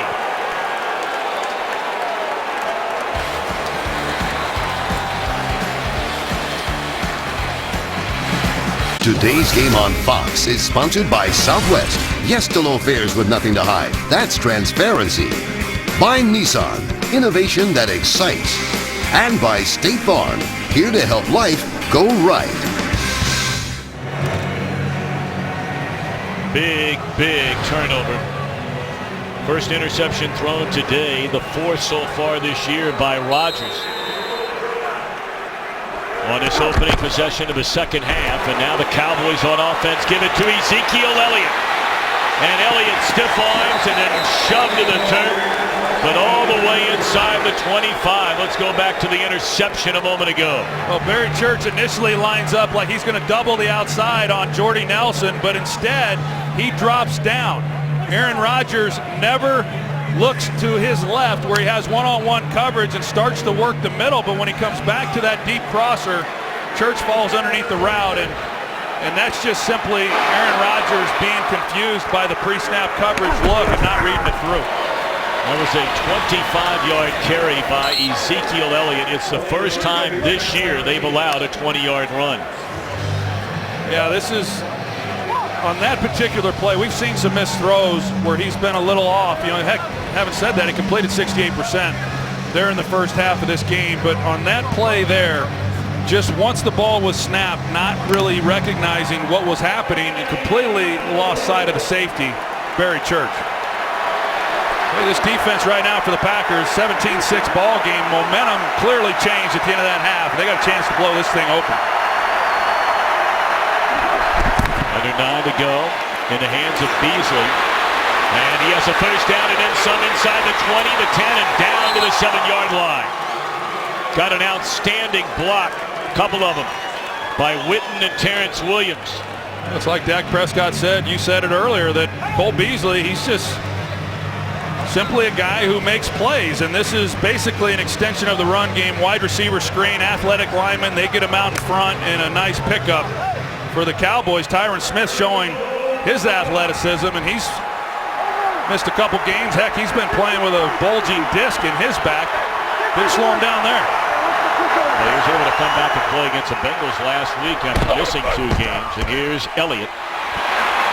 And he is spun down by Burnett inside the 5, 2nd and goal for Dallas. You know, you go back to Cole Beasley, and a guy who's really having a career year to start this season, and heck, his career almost ended before it got started. He left in training camp, decided he didn't want to play football, and wasn't sure that it was something that he was enjoying, and the Cowboys let him go home and kind of give it some thought. He finally decided to come back and play, and I know that was the best decision he's ever made, and the beneficiaries are the Dallas Cowboys. Well, they had Elliott split to the left. Now he comes in the backfield. And they hand it to Ezekiel Elliott. A gain of 1.5 yards.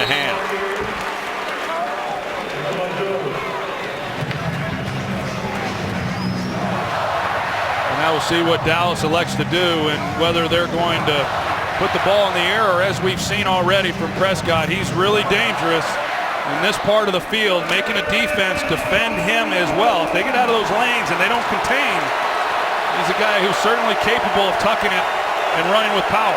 Well, they have trips to the top of your screen, and now be joined making a quartet with Elliott up there. Look at that formation. They come back the other way, and it's thrown behind Bryce Butler. I was very surprised that Cole Beasley left the field on that 3rd down and goal. He had the touchdown reception inside the 5 in the first quarter. Well, anytime a defense sees him on the sidelines, they're pretty happy about that. So one less guy that they have to worry about, a real threat. But Prescott, as they go 4 to one side, he had his guy. It was one of the poor throws that we've seen from him in this ballgame. That's good stop, big stop for Green Bay. 22-yard field goal try now by Bailey. It is only attempt in the opening half. 2 out of 2 on the day. 20-6. Under 7 to go in the third. All right, still a long way to go. And a couple of touchdowns away are the Green Bay Packers with 6:58 to play in the third after the interception thrown by Rodgers turns into 3 for Dallas.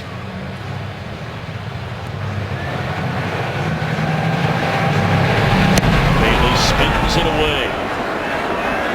And down on a knee is Montgomery.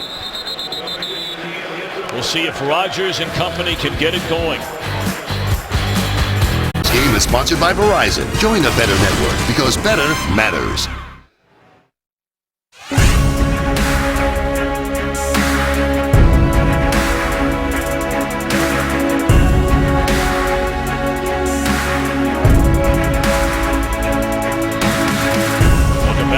America's Game of the Week on Fox with Troy Aikman, Aaron Andrews, Tom Brenneman, our entire Fox crew from Lambeau Field in Green Bay.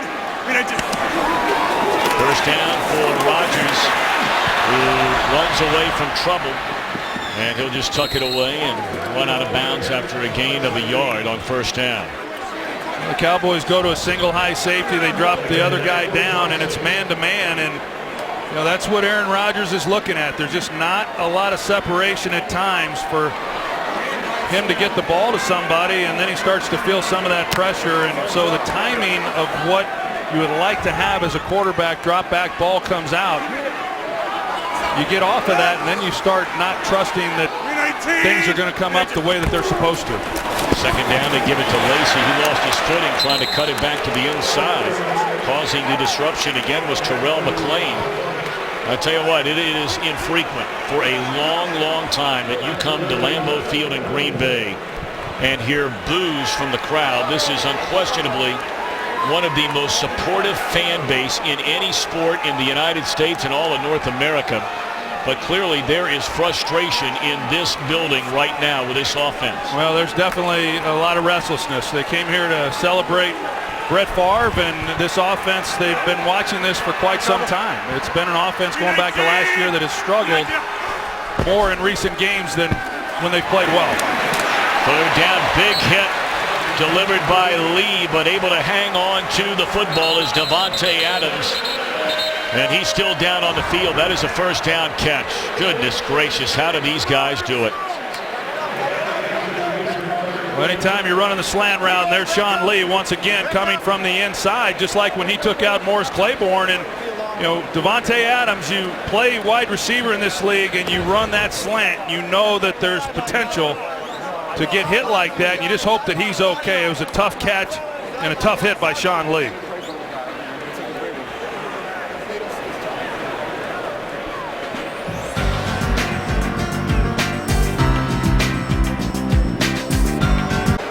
Well, thank God, good news there. Davante Adams able to get up after taking this vicious hit once more from Lee. Lee's already KO'd one of his own teammates on a similar type route when he hit Morris Claiborne. Yeah, not a vicious hit in terms of him leading with his helmet or anything like that. It's just that it was a ball that was thrown high, and the timing of it. Davante Adams not able to protect himself, but I think Sean Lee did everything he could to try to hold up. It was a first down reception, little delay to Montgomery. Aaron Andrews talked about before the game ever started that we might see Montgomery in the backfield. That's the 8th time he's been back there in formation today. He leads the team with 6 receptions. Well, Aaron Rodgers was talking about him and thinks that maybe that would be his best position, is to put a tailback number on him so you can dictate personnel a little bit better. They're looking for him again, and he has room to run. That's a first down, and he's able to break a tackle, pick up a couple of more yards into Dallas territory to the 45-yard line. And the Packers, like the Cowboys, when they do these types of things, whether it's with Montgomery or Cobb, it's really more of an extension of their running game, just like running a sweep. But when Montgomery's in the backfield, I think they feel a little bit better about running him with the ball because he's much bigger than what Randall Cobb is, and is more of a threat and can take some of the punishment as a running back. 58! First down out of the shotgun. And again, it will be Montgomery. And he has a first down and then some. The ball comes loose, but he's already out of bounds, and that's a first down to the Dallas 30. Tell you, this young fella Montgomery only played in 6 games last year before tearing up his ankle. He went on IR, and you may remember the 3 games before he got hurt, he had 2 touchdown receptions. That's that option route of him out of the backfield. We see him running the swing. He runs the option route as well. And as long as they keep giving those throws to him, then Rodgers should just keep taking them. Adams walking back to the Green Bay locker room. It's been a very quiet back-to-back week run for Jordy Nelson. You know, he's had a touchdown in each of the first 4 games so far this year, but only 4 catches against the Giants. His church is shaken up. It's been a very hard-hitting game. You could probably say that about every game, but there have been a lot of big hits so far in this one. Small screen, stadium-size content. Watch live local Sunday games on your smartphone with NFL Mobile. Well, injuries taking a toll for both teams, and that's been the theme, really, for both of these clubs all season long. As I said, Mike McCarthy talked about what they've had to overcome with the various injuries, and then the Cowboys, you know, they've been able to play through them, but of course they lose Romo. They've been without Des Bryant. Their left tackle was out. Morris Claiborne now down in this ball game, and then you got Jeff Heath, who just comes in for Barry Church.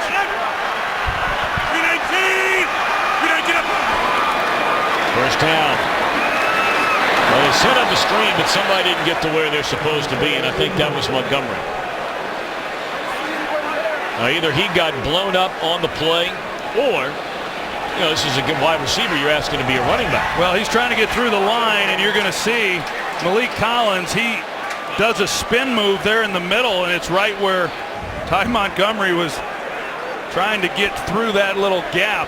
There is no foul for intentional grounding. Number 88 was in the area. Second down. First time I've seen Rodgers smile in a while. Oh, boy. That's good to see. Maybe something good's about to happen. And, you know, look, we talked about the hot topic in Dallas, which we'll talk about again a little bit later on. Romo, Prescott, Romo. What do you do when that time comes?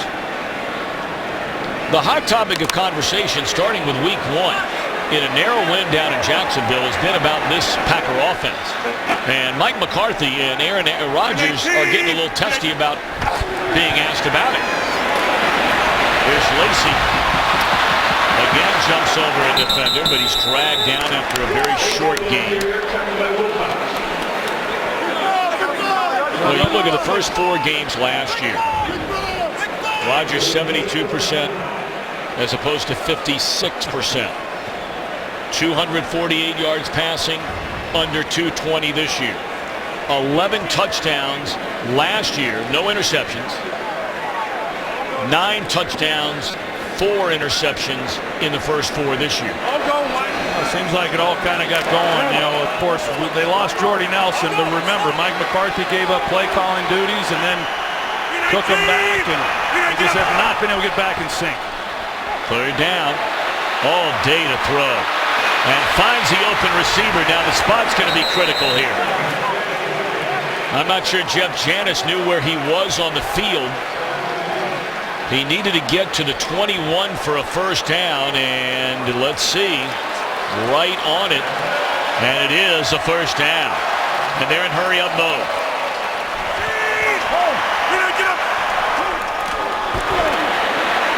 Janis again to the 15, a gain of 6. Go back and take a look at that pass previously to Jeff Janis, and here he is in the slot. He works in the middle, and I'm not sure why Rodgers didn't get him the ball right away. And like I said, I mean, he's just not seeing the field the way I'm used to seeing him. He would pick out a guy immediately as soon as they're open, and he's just late on throws, and it's made a difference in completions and incompletions in a lot of these plays.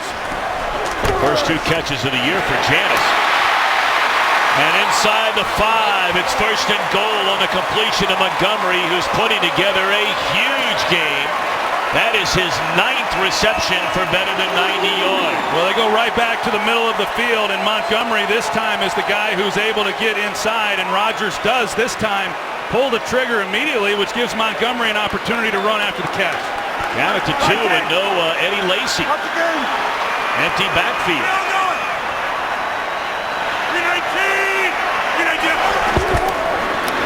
And Rodgers loses the football, and Bulaga was there initially, but I don't think he got it. And a critical turnover again by Green Bay.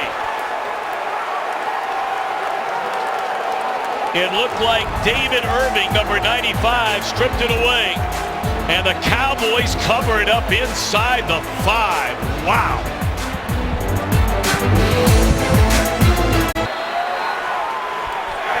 Last time the Cowboys started to drive inside their own 5-yard line was in the final minute of the first half. And they went 97 yards. Ezekiel Elliott for 2. Let's go back to the Rodgers fumble, a big one at that. Well, this was a design quarterback draw. As you're going to see, it's 1-2 and then take it. And the Cowboys are running a spy with Justin Durant, so he fills the hole, and it forces Rodgers to then go to his right. Bulaga has a chance, but these big guys, they're not used to handling the football, and it was unable to get it. And Eddie Lacy over on the sidelines on that play, but when they broke the huddle and went empty, I was thinking surely they're not going to run a quarterback draw, but that's what was called. But having said that, Rodgers got to hang on to the football. Second down, play action, and Prescott looking for the home run ball. In and out of the hands of Butler. And that is Goodson in coverage there, we brought up earlier. Suspended the first 4 games of the season. Well, he had a chance. I mean, Prescott lays this thing out with another double move against Goodson, who has not been playing, as we talked about earlier, and he puts it right in his hands. It's just that Butler's unable to secure it. But a perfectly thrown ball and a deep shot you don't see a lot of from the Cowboys, but I like the call from Scott Linehan, backed up. They're thinking you're going to be conservative and try to run the football on 2nd and long, and they take the shot and had it. Just unable to make the play. All right, they need to get to the 14 for a first down. 3rd and 8. And it's intercepted by Morgan Burnett.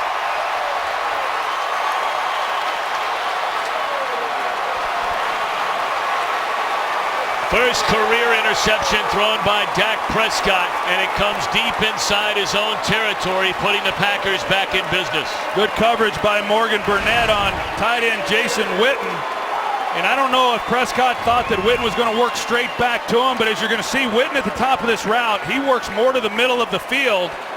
A little bit of a grab there by Burnett as Witten's coming out of it, but the ball clearly behind him and just not on the same page, and an interception by Morgan Burnett. So the streak comes to an end at 177 pass attempts to start a career, an NFL record before throwing an interception.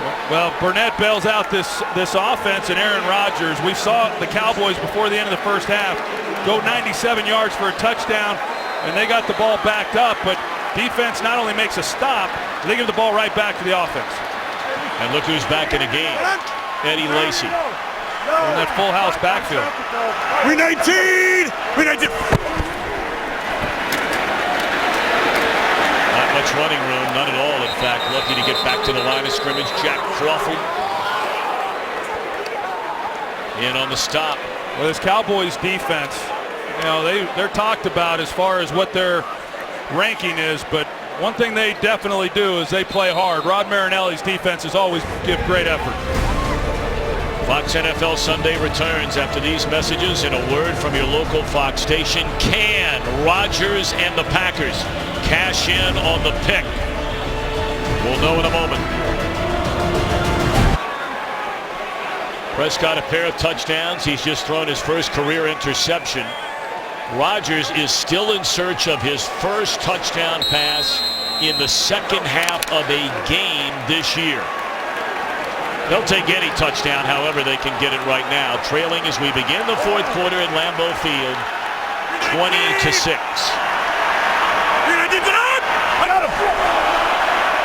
Early movement. And a throw to the end zone, and it is too high. Oh, my goodness. Randall Cobb wide open. And Rodgers is wondering why no penalty flag was thrown. It was not. Well, I am too. I thought they clearly got him right in the middle. Tell exactly who it was that they got. It looked like it might have been Cedric Thornton there in the middle, but I thought it was a penalty as well. And Rodgers thought that he had a free play, but even with that, you got to hit the open guy. You got an open receiver, Cobb, in the end zone for a touchdown, and he airmails him. And now it's 3rd and 10. Rodgers a pump fake and the ball batted down at the line of scrimmage. So you get the takeaway on the interception thrown by Prescott. And it's a field goal try again. And again, this crowd's just not happy about it. And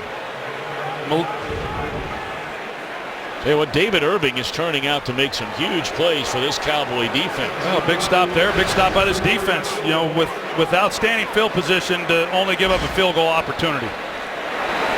Crosby from 34 yards out, and it is good, but that's all the Packers can muster so far. Brett Favre, the Hall of Famer, will join us when we come back. Dallas in front, 20-9. Today's Game on Fox is sponsored by Cadillac and by the new Bacon King sandwich, only at Burger King.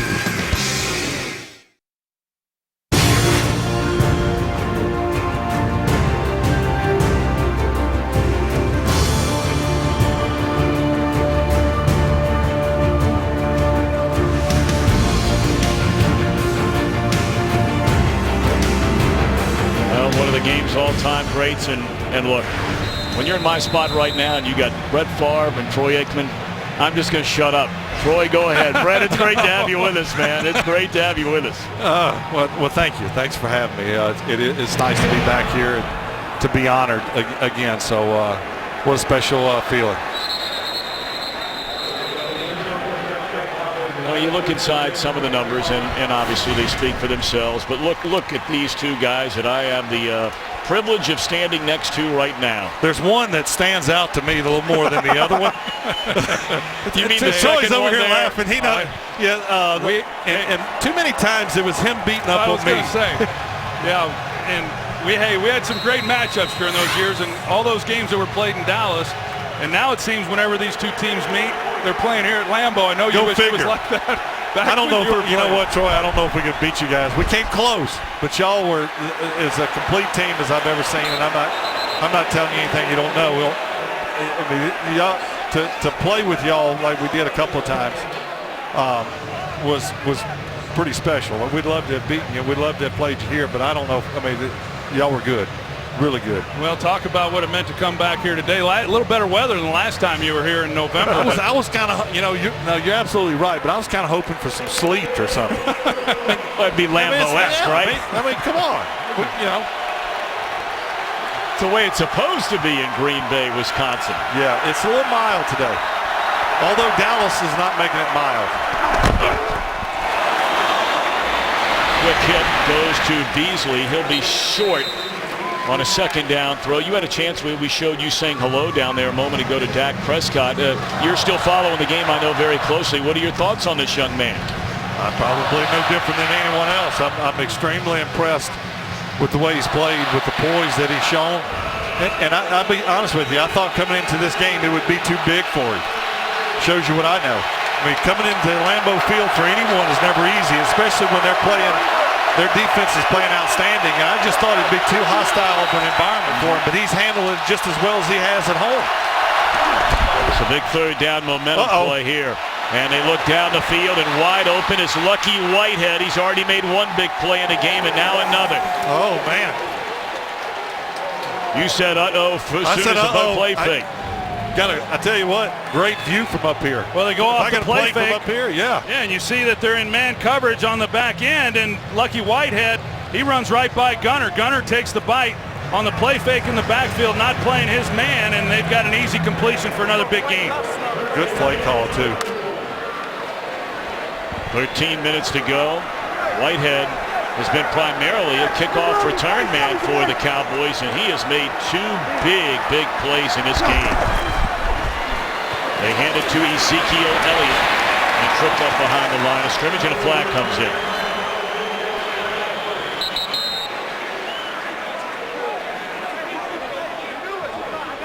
You know, I want to ask you on the flip side, Brett, as we await this penalty call.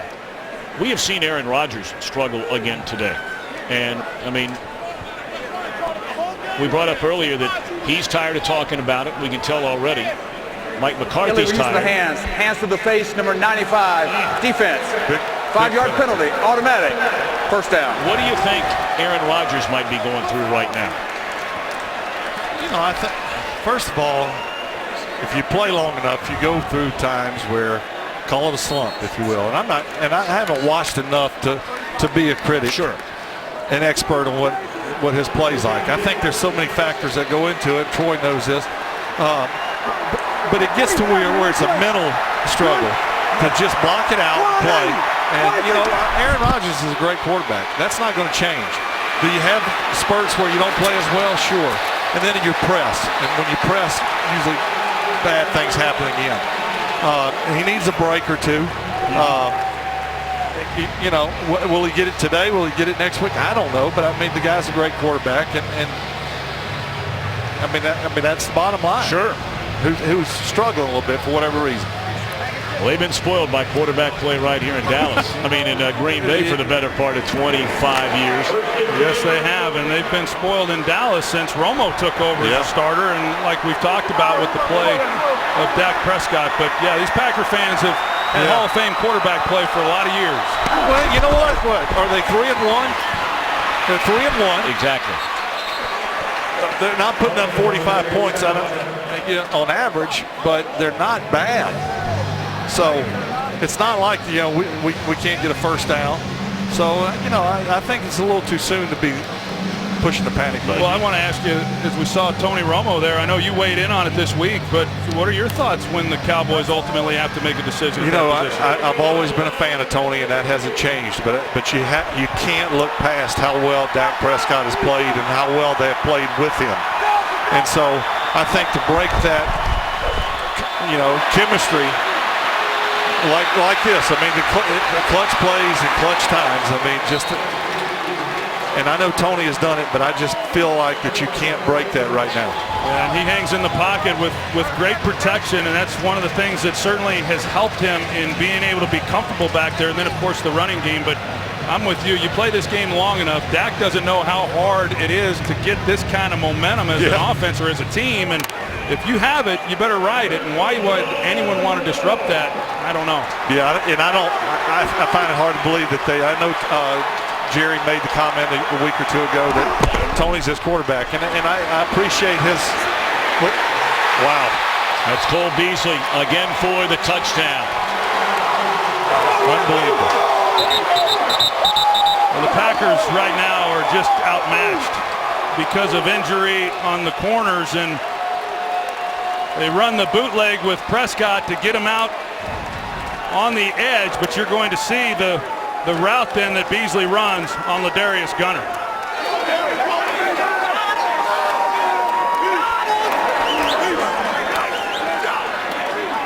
It was too easy for Prescott and Beasley.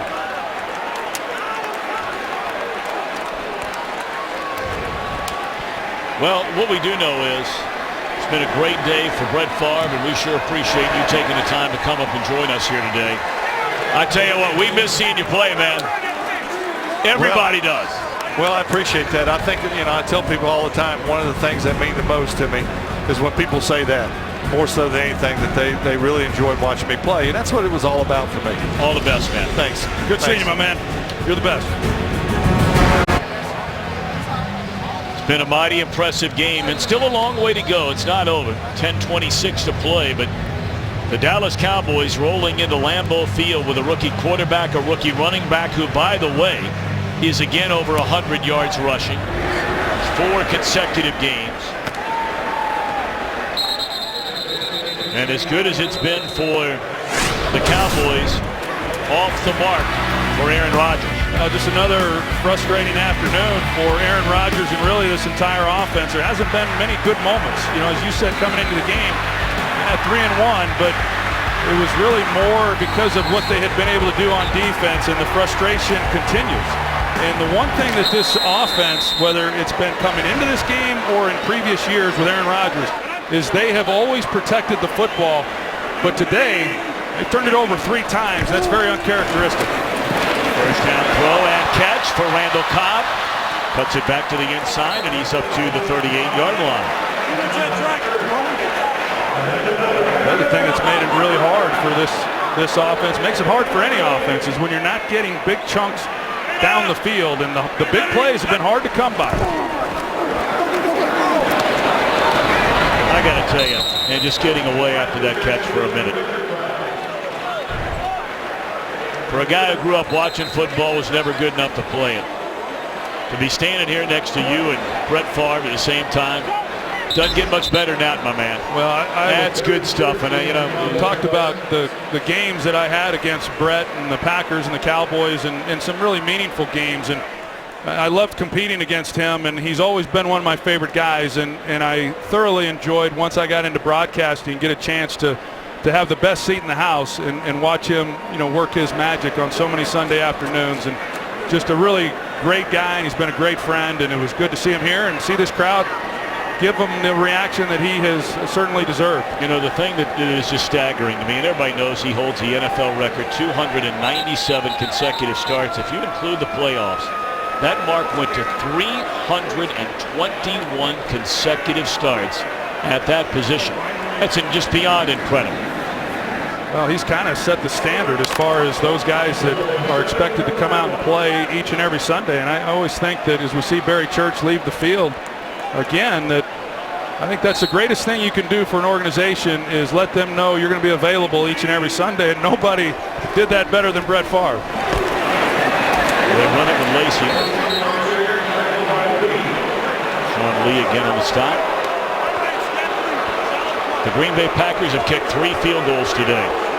They have scored a touchdown in every home game started by Aaron Rodgers since he took over as a starter. His career record is 49-12 at Lambeau Field. But a long way to get back into this one. And Jordy Nelson gets his 3rd catch. Aaron Andrews mentioned a moment ago that Bulaga was shaken up on that Rodgers fumble, and now he walks to the locker room. Well, this is familiar ground for this Cowboys defense. They've been up big in a lot of games in the 4th quarter, and they'll give up those throws. They're just going to make the offense methodically drive it down and keep them from getting the big plays. You know, there again is something we alluded to earlier. You can hear the crowd. This is a frustrated, they would be the first to admit, a spoiled crowd when it comes to offensive football.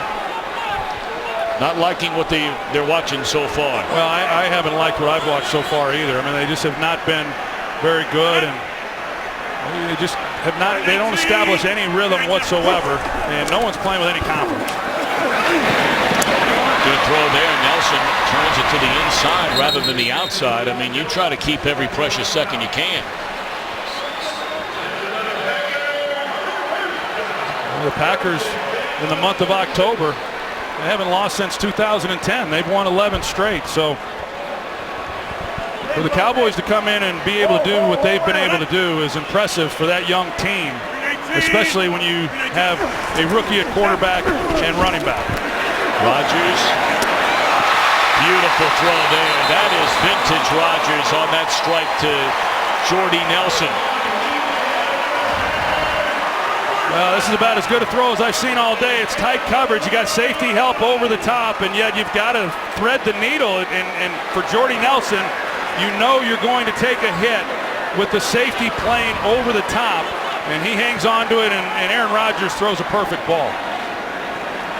Lynn, fire coming. Hold. Fire coming. Hey, Wolf. U19. Take it to Montgomery. Throw it to Montgomery. Back to the inside, and he's to the 6-yard line. They'll bring up 2nd down, and that clock ticking to 7:15.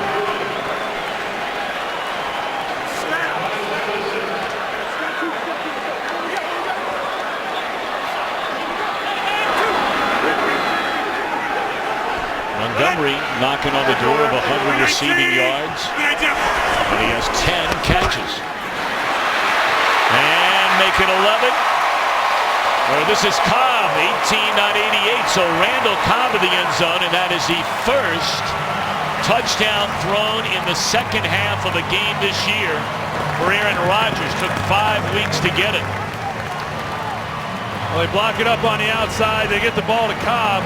You're going to see here Jordy Nelson. He comes off the ball. He's going to block the entire way, designed specifically for Cobb to get the reception and then follow in behind Jordy Nelson, and they finish off this drive for a touchdown, and one that they desperately needed in order to try to put a little bit of pressure on this Cowboys offense to do something on that side of the ball again. Well, they'll take the traditional point after a flag is down to make it. Oh, we'll wait on the penalty.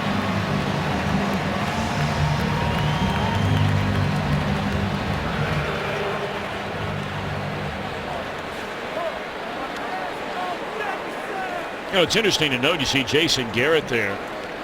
You go back to November of 2010.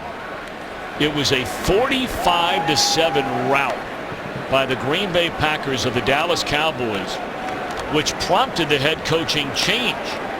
Wade Phillips was let go after that game, and that's when Jason Garrett was named the head coach of the Cowboys. Well, as we see Jason Garrett here trying to figure out exactly what's going on, I think Jason Garrett has really done a nice job with his club. We talked about some of the injuries, some of the things that they've had to overcome, and yet he's been able to keep them focused at the task. And here's another look at what might have been the penalty. Unsportsmanlike conduct, number 95 of the receiving team for leverage. Kicking team has opted to keep the point. That 15-yard penalty will be enforced on the succeeding kick. That was the right call. You can't jump in the air and then land on an opponent. Sponsored by Hyundai, an official sponsor of the NFL.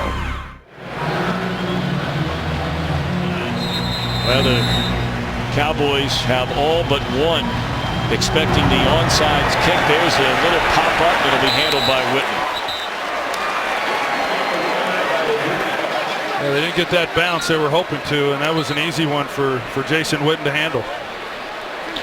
Well, coming up later tonight, we shift gears over to baseball. Will the postseason streak of bad luck for Clayton Kershaw come to an end? Dodger fans are hoping like crazy. I know he got a save during that division series. Coming off an injury. He'll go against Kyle Hendricks. See his postseason career an ERA of over 5.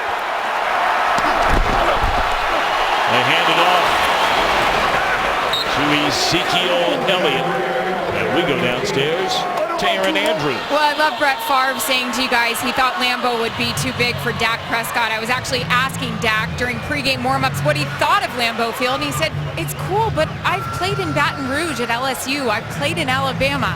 All right, but greatest line from wide receivers coach Derek Dooley about Dak and how nothing rattles him. He said his pulse never gets high. He's like Hannibal Lecter. He always just stays so calm. Such a good line. Well, that makes you feel really good.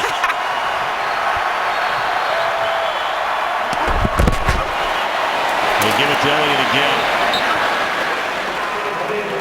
I thought it was interesting when I met Dak for the first time. It was before our Week 1 game when they were playing the New York Giants, and I asked him how he thought he would feel going into that game as his first NFL start, if he gets nervous or what maybe he has to go through to settle himself down, and he said he simply does not get nervous, and I don't think he does. I mean, that's why he shows the great poise that he does, and I think Aaron makes a good point in her conversation with Dak that his background in the SEC and some of those environments that he had to play in, and they were the underdog, and he's been the underdog in a lot of ways for a good part of his life, and yet he's risen to the occasion. Every job that he's had, whether it was in high school, college, or now, has been because of injury to the starter, and he's never relinquished the job. And we'll see what happens here in Dallas. Cowboys call a timeout before third down. Well, by and large, you pick up a first down here, and you're very close to putting this thing on ice. 5:27 to go, an 11-point lead, and they convert to who else? Jason Witten. Well, Dom Capers, defensive coordinator, he brings pressure. He's going to bring one more than they can pick up, and yet Prescott's able to hang in there and deliver a good ball under duress to Jason Witten to keep this drive alive. That's pretty nice. It's been a good matchup right there between those two guys throughout this game, Morgan Burnett and Zeke Elliott. I mean, there's nothing he can't do. That's what usually gives those young rookie running backs problems, is pass protection, and he's awfully good there too.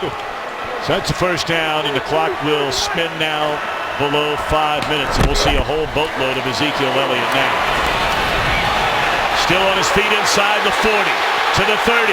Elliott to the outside, dragged down to the 21-yard line, and for Elliott, that will be his 4th consecutive game of over 130 rushing yards. That has never been done by a rookie in the NFL. Well, he showed some of his power here, because to get to that second and third level of this defense, he had to break a tackle at the line of scrimmage, and he's an impressive young man. He's gotten a lot of carries, just 15 carries last week. It's the fewest carries that he's had this season. He's yet to have a game beyond that where he's had less than 20 carries. Most carries in the NFL coming into the game, and you start thinking, okay, well, how much do you want to, I know he says feed me, but how often do you want to do that? He wants the ball as often as he can get it, and I know the Cowboys, as long as he's doing what he's doing, they're going to keep giving it to him, and yet they don't want to overwork him, because he has gotten a lot of work through the early part of this season. The first question you asked Troy Aikman before this game began was who would win the battle? The offensive line of the Cowboys or the defensive line of the Packers? And there you see some of the savvy play of Elliott going down in bounds. The first 4 games of this season, the Green Bay Packers allowed 171 rushing yards. The Cowboys today, 178. Now, before we go further, Roger Staubach, legendary figure in the history of the NFL, came out earlier this week and heard a lot of the same thing that we heard from Brett Favre a minute ago about what to do. The Cowboys have a bye week next week, barring a miracle here. They're going to go to 5-1. They'll play in 2 weeks from today against the Philadelphia Eagles. If Romo were well enough to play, even if it's a week after that, the way the Cowboys are playing, what do you do? I just don't think you can disrupt the momentum that this team has. As I said when we were talking with Brett Favre, it's hard to get. And when you have it, you ride it. And the odds are they're going to need Romo at some point in this season, whether they start him or not. When you think back, when Bill Belichick decided to stick with Tom Brady at quarterback, Drew Bledsoe had to come in the AFC Championship game against Pittsburgh to help win that ball game. And odds are they're going to need Tony Romo at some point. But to put him out there when this team, not just the way Prescott's playing, but the way this team is playing, I just know from experience, these are runs that don't come around very often. And I wouldn't self-inflict any punishment to keep that from happening.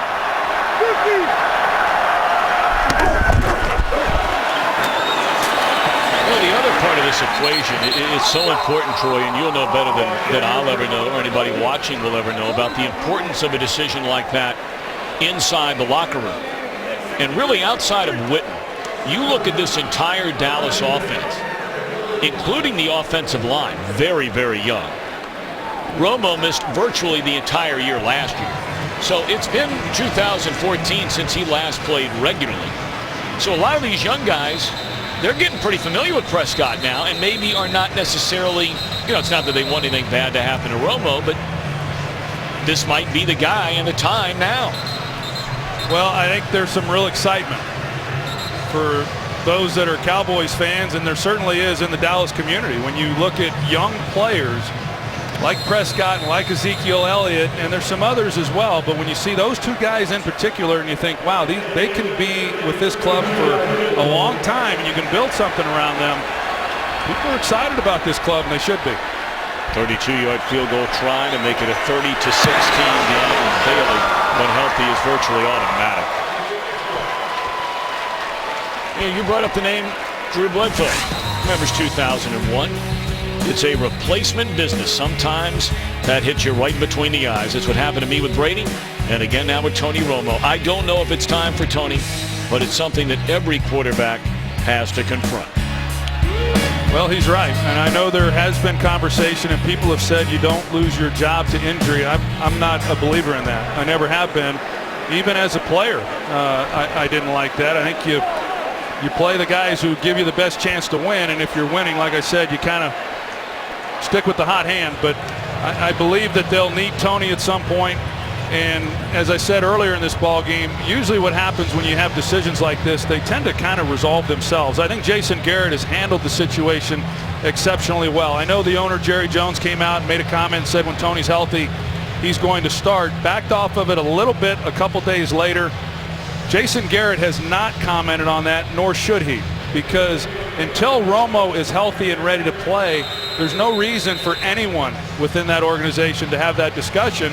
That's what we're paid for, to talk about it. And that's what the media is paid for, and that will continue. And it's been talked about for about 5 weeks. Ty Montgomery's had a terrific game here today, and trying to make it even better. A nice return all the way across the 40-yard line. They might have something in this Ty Montgomery.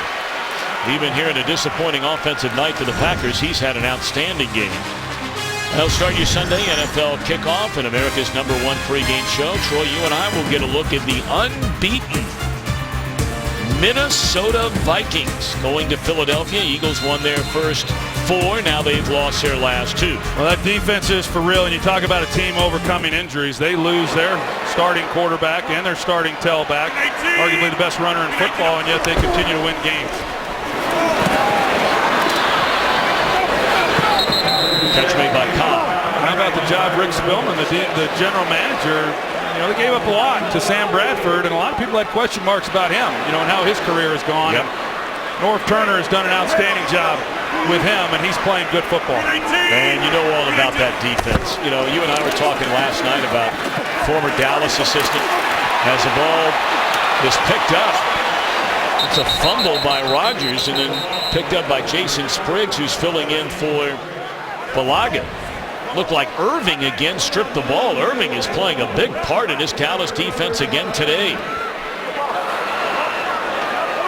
Got a left hand just on it, you're right, and they're banging Roger around pretty good, but just still holding the ball. And the ball is loose again. And I think the Cowboys have it again. They do. That is a 4th turnover for the Green Bay Packers. It's been a long, long time since you've seen the Packers play this poorly at home.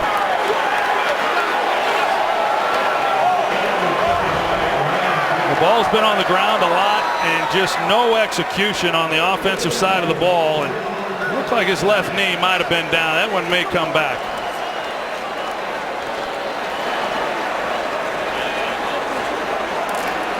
And I think that was David Irving again who stripped that football. That would be 3 strips for Irving in the second half alone. Well, David Irving, who... The ruling on the field is a fumble with recovery by Dallas. That play is under review. He didn't play last week. He had a concussion. He came back, and he's been a versatile guy for them, and he's had a heck of a day.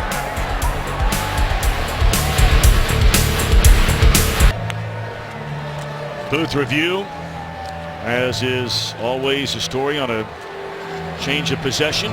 After reviewing the play, the ruling on the field stands. First down, Dallas. Football belongs to the Cowboys. It is turnover number 4. So we take a look at the NFC North standings. All of a sudden the Lions win 2 in a row, and they go to 3-3.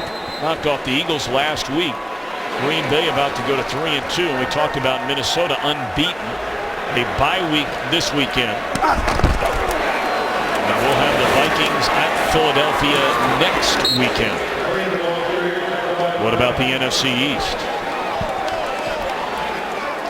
Washington Redskins, Troy, have ripped off 4 consecutive wins. And Philly now 3-2. Cowboys about to go to 5-1. Well, that was a big win for Washington, no doubt. to keep pace with the Cowboys looking like they're going to win here today, and to tighten up that NFC East race. Well, the Giants got a win today. That was a big win against Baltimore to go to 3-3. 2-minute warning. Cowboys about to celebrate another win and a big one in Green Bay. Today's game is sponsored by Fitbit. Find your fit. Take a look at the quarterback play today. The rookie Prescott, along with his running mate, fellow rookie Ezekiel Elliott, 150 rushing yards for Elliott. Boy, it's a quiet 150 today, if there is such a thing as a quiet 150.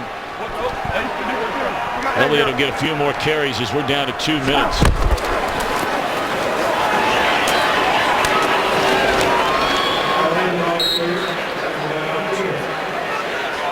Well, time permitting, we'll have some bonus coverage coming your way.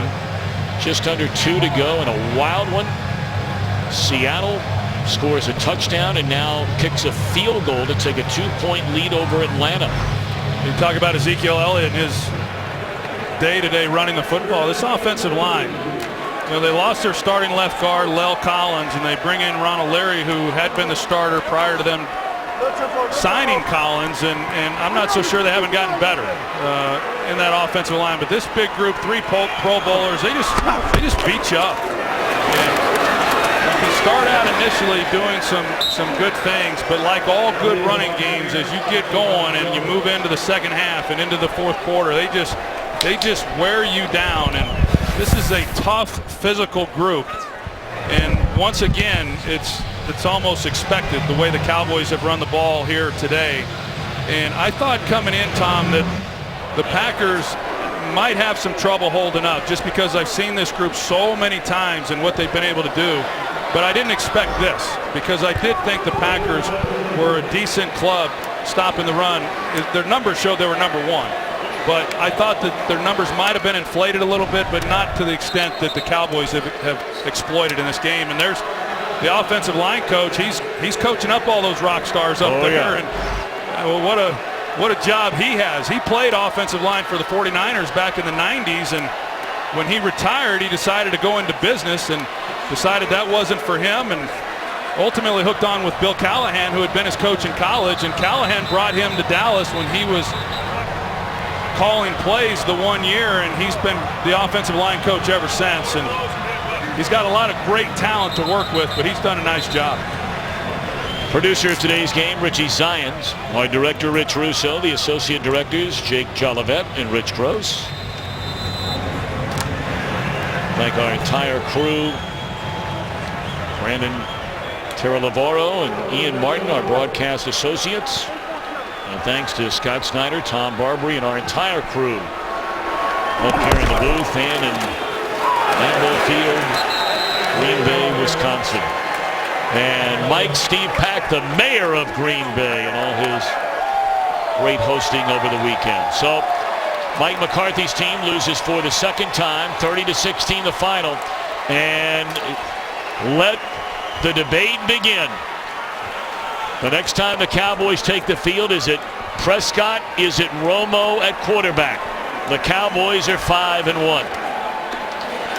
All right, bonus coverage coming up. Atlanta, Seattle. Chris Myers, Rondé Barber, Jennifer Hale and company standing by for the finish of the Falcons and the Seahawks.